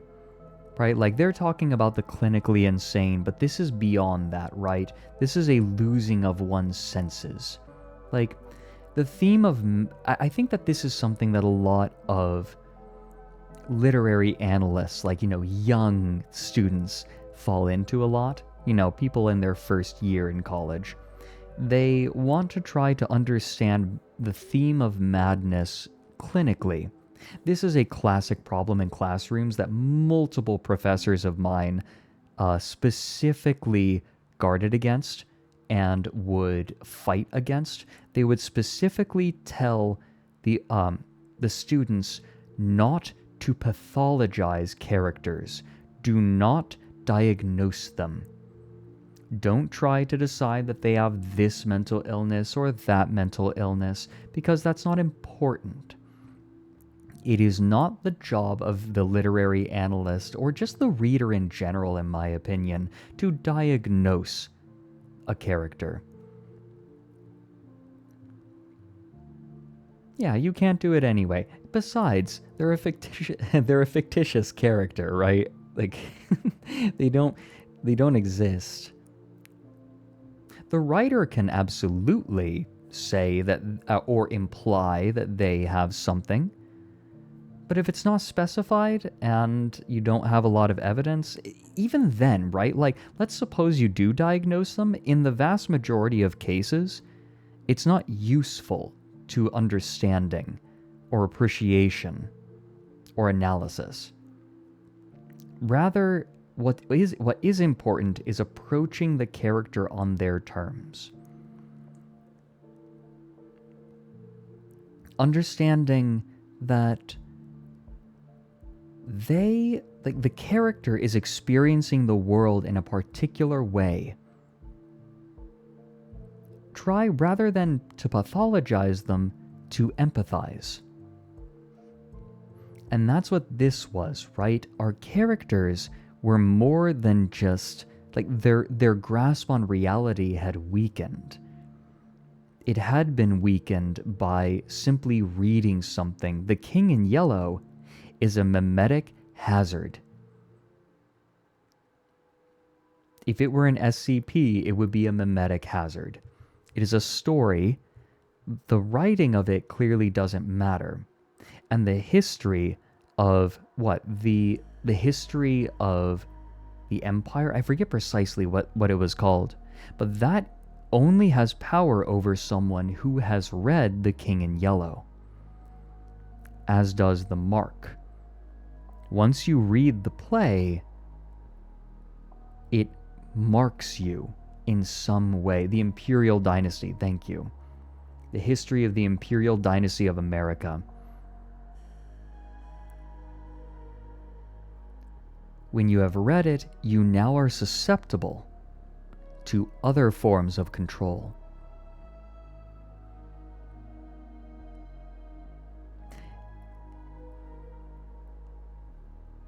Yeah, the Hanged King's tragedy is based on it, yes.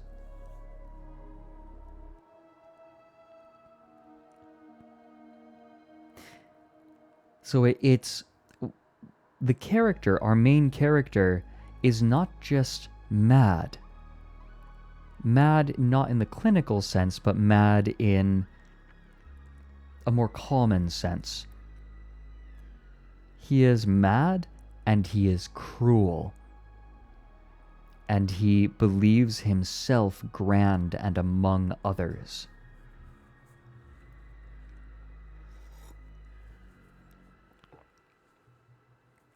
The River of Nights Dreaming, thanks for the recommendation. Always looking for good short stories. I liked this.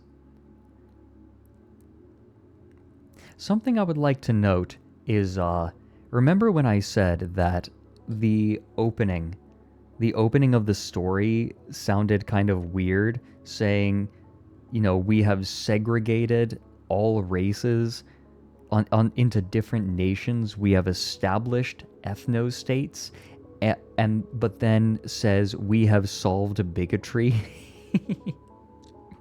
I'm beginning to think that maybe this was a clue that this was spoken from our main character. And he's like, yes, suicide chambers, yay.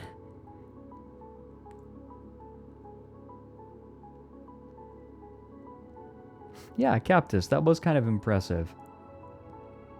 And whether it was the author's intention or not, right? Like, divorce the author's intention here. The irony is thick. He says, oh, what a wonderful way that we have set up the world, and now I get to rule it.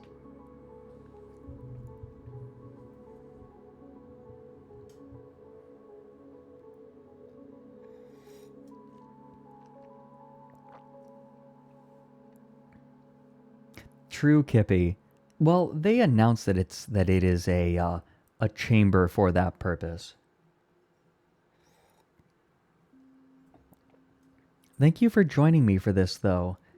Often, these are mostly going to be me sharing things that I read, but this time, I got to discover this story with you.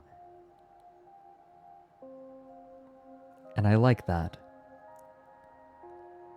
So thank you everyone for coming on this little journey with me.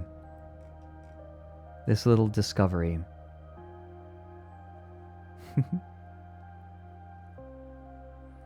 I'm gonna read the rest of The King in Yellow myself, and if there are choice stories from it that really resonate with me, I'll share them. How about that? Yeah, I loved that story. That was fantastic. And I want to read The King in Yellow because I want to understand how it applies to Signalis as well. Ah.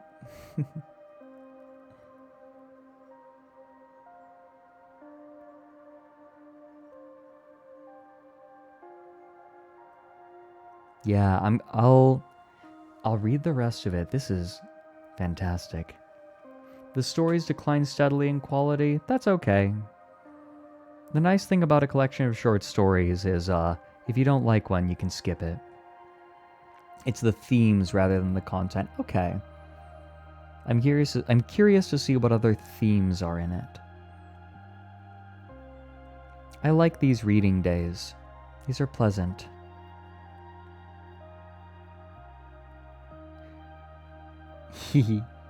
Old Man Henderson again? Old Man Henderson Redux.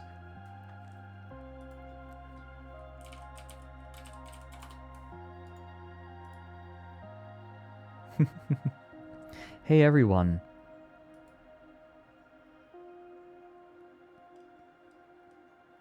Let's check out the art. I want to see if there are any drawings. I'm curious to see if there's anything for The King in Yellow. Of course.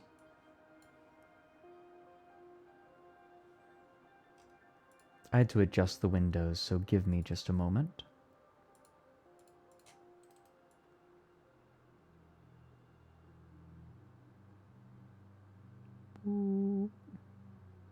There we go. Oops. I'm ruining everything forever, don't mind me. There we go.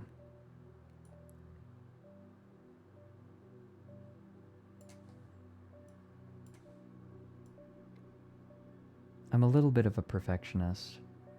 Not completely. I'm glad that I get to do weird little things like this. If you want to share any of the art that you've made, hashtag TOWLArt on Twitter or just the tag TOWLArt on Tumblr. Ooh, Raven. Absolutely, I'd love to see that. Oh my god.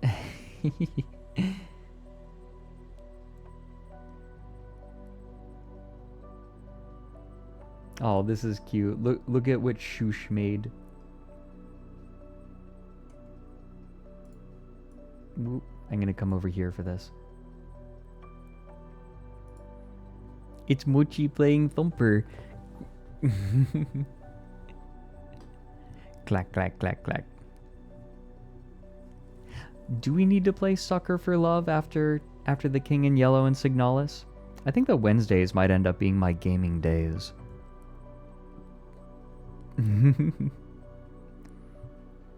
He's trying so hard. This is so cute. Thumper Mochi. Yeah, dialed in. The eyebrows on Mochi. Thank you, Shush.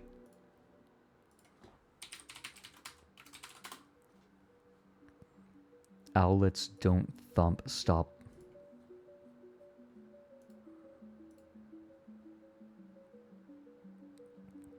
Oh. Oh, Starry. Starry is sick, but still gave us a precious doodle. Look at this. Got a cold. Everyone could... Okay, maybe don't hug Starry. Like, don't give hug. But, let's see. Hold on. Do we have an emote for this? Anyone with a sub or enough points to unlock an emote. Could we, You know what? Let's perform a ritual to heal Starry. Could we all do some wiggly? Could we all do some wigglies to, pray for Starry's good health?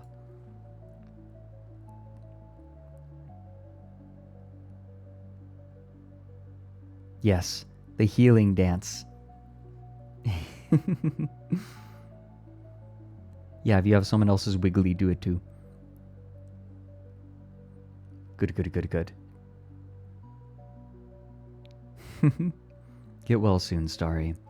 Please take it easy.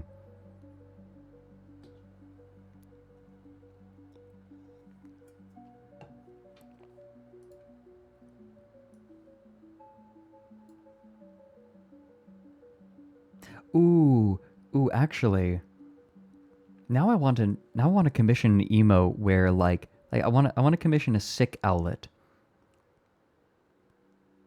or like giving a cup of tea. Oh, Starry, I'm glad.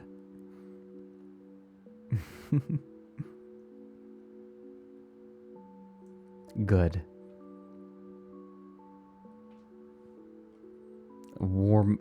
I am manifesting you to be better. Manifest betterness. Bird is sick. Get well quick. I like that.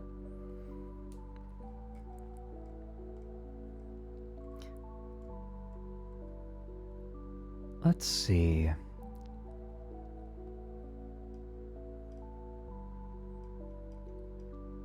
So, we have a bunch of people. You know what? I'm just thinking. I'm looking, so there are a few people, right? Friends of the stream who are live right now. Limes is live playing RimWorld. Limes is rimming. We also have Mike. So if you wish, feel free to shuffle off to them. However, I would like to, like, the place where I'm probably going to go to wind down and just hang out and decompress and finish my cup of tea before I get to work. I'm probably going to go watch Starboy Blue. I quite like Starboy Blue. So we're going to raid Starboy, who is playing Cult of the Lamb. I love watching people play Cult of the Lamb. Oh, you just posted the shrine. Okay, before we go, we gotta take a look. I want to see this, Raven Dreams. Ooh. Your 4 copies and endless yellow sign. Ooh. Okay. This is cool. I like this.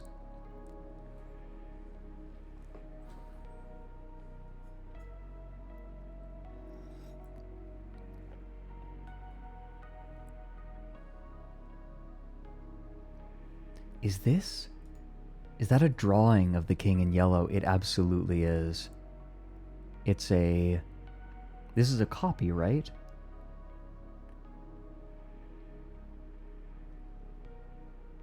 This does feel like something that you would find in like a late 1800, early 1900s man's study, just in the corner. it has that vibe. It's the letter, right, with the seal and like the heavy objects on top of the paper. It feels like it. Something that someone brought back after an excursion down like the Amazon. Oh, the letter's a gift from a friend. That's so sweet. No, of course he contracted he attracted dengue fever. The old dengue.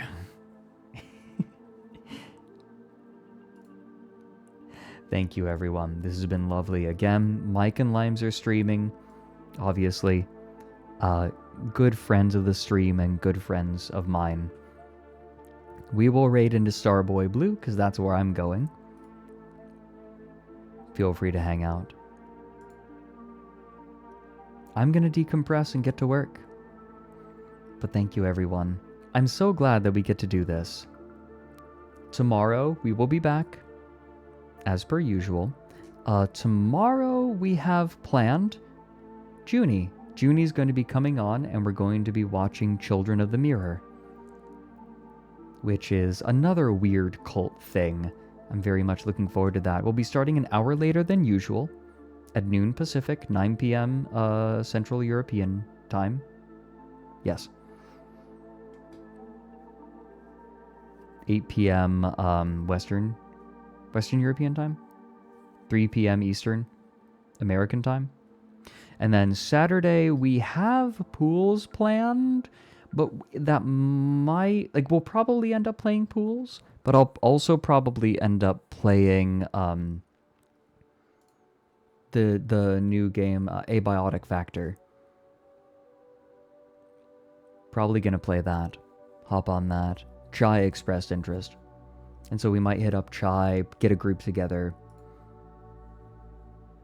But this is lovely. I guess I'm so happy I have a viewership that enjoys this story time, right? What a rare opportunity. Thank you, Punished Fink. Also, thank you, Teleporting Helicopter, for the 500 bits earlier. Thank you, everyone. I'm so glad I have an audience that will stick around to read peculiar, old, dusty horror fiction. How very specific, and how lovely to have this experience. How many people can say that they have the chance to do something like this, right? I love it.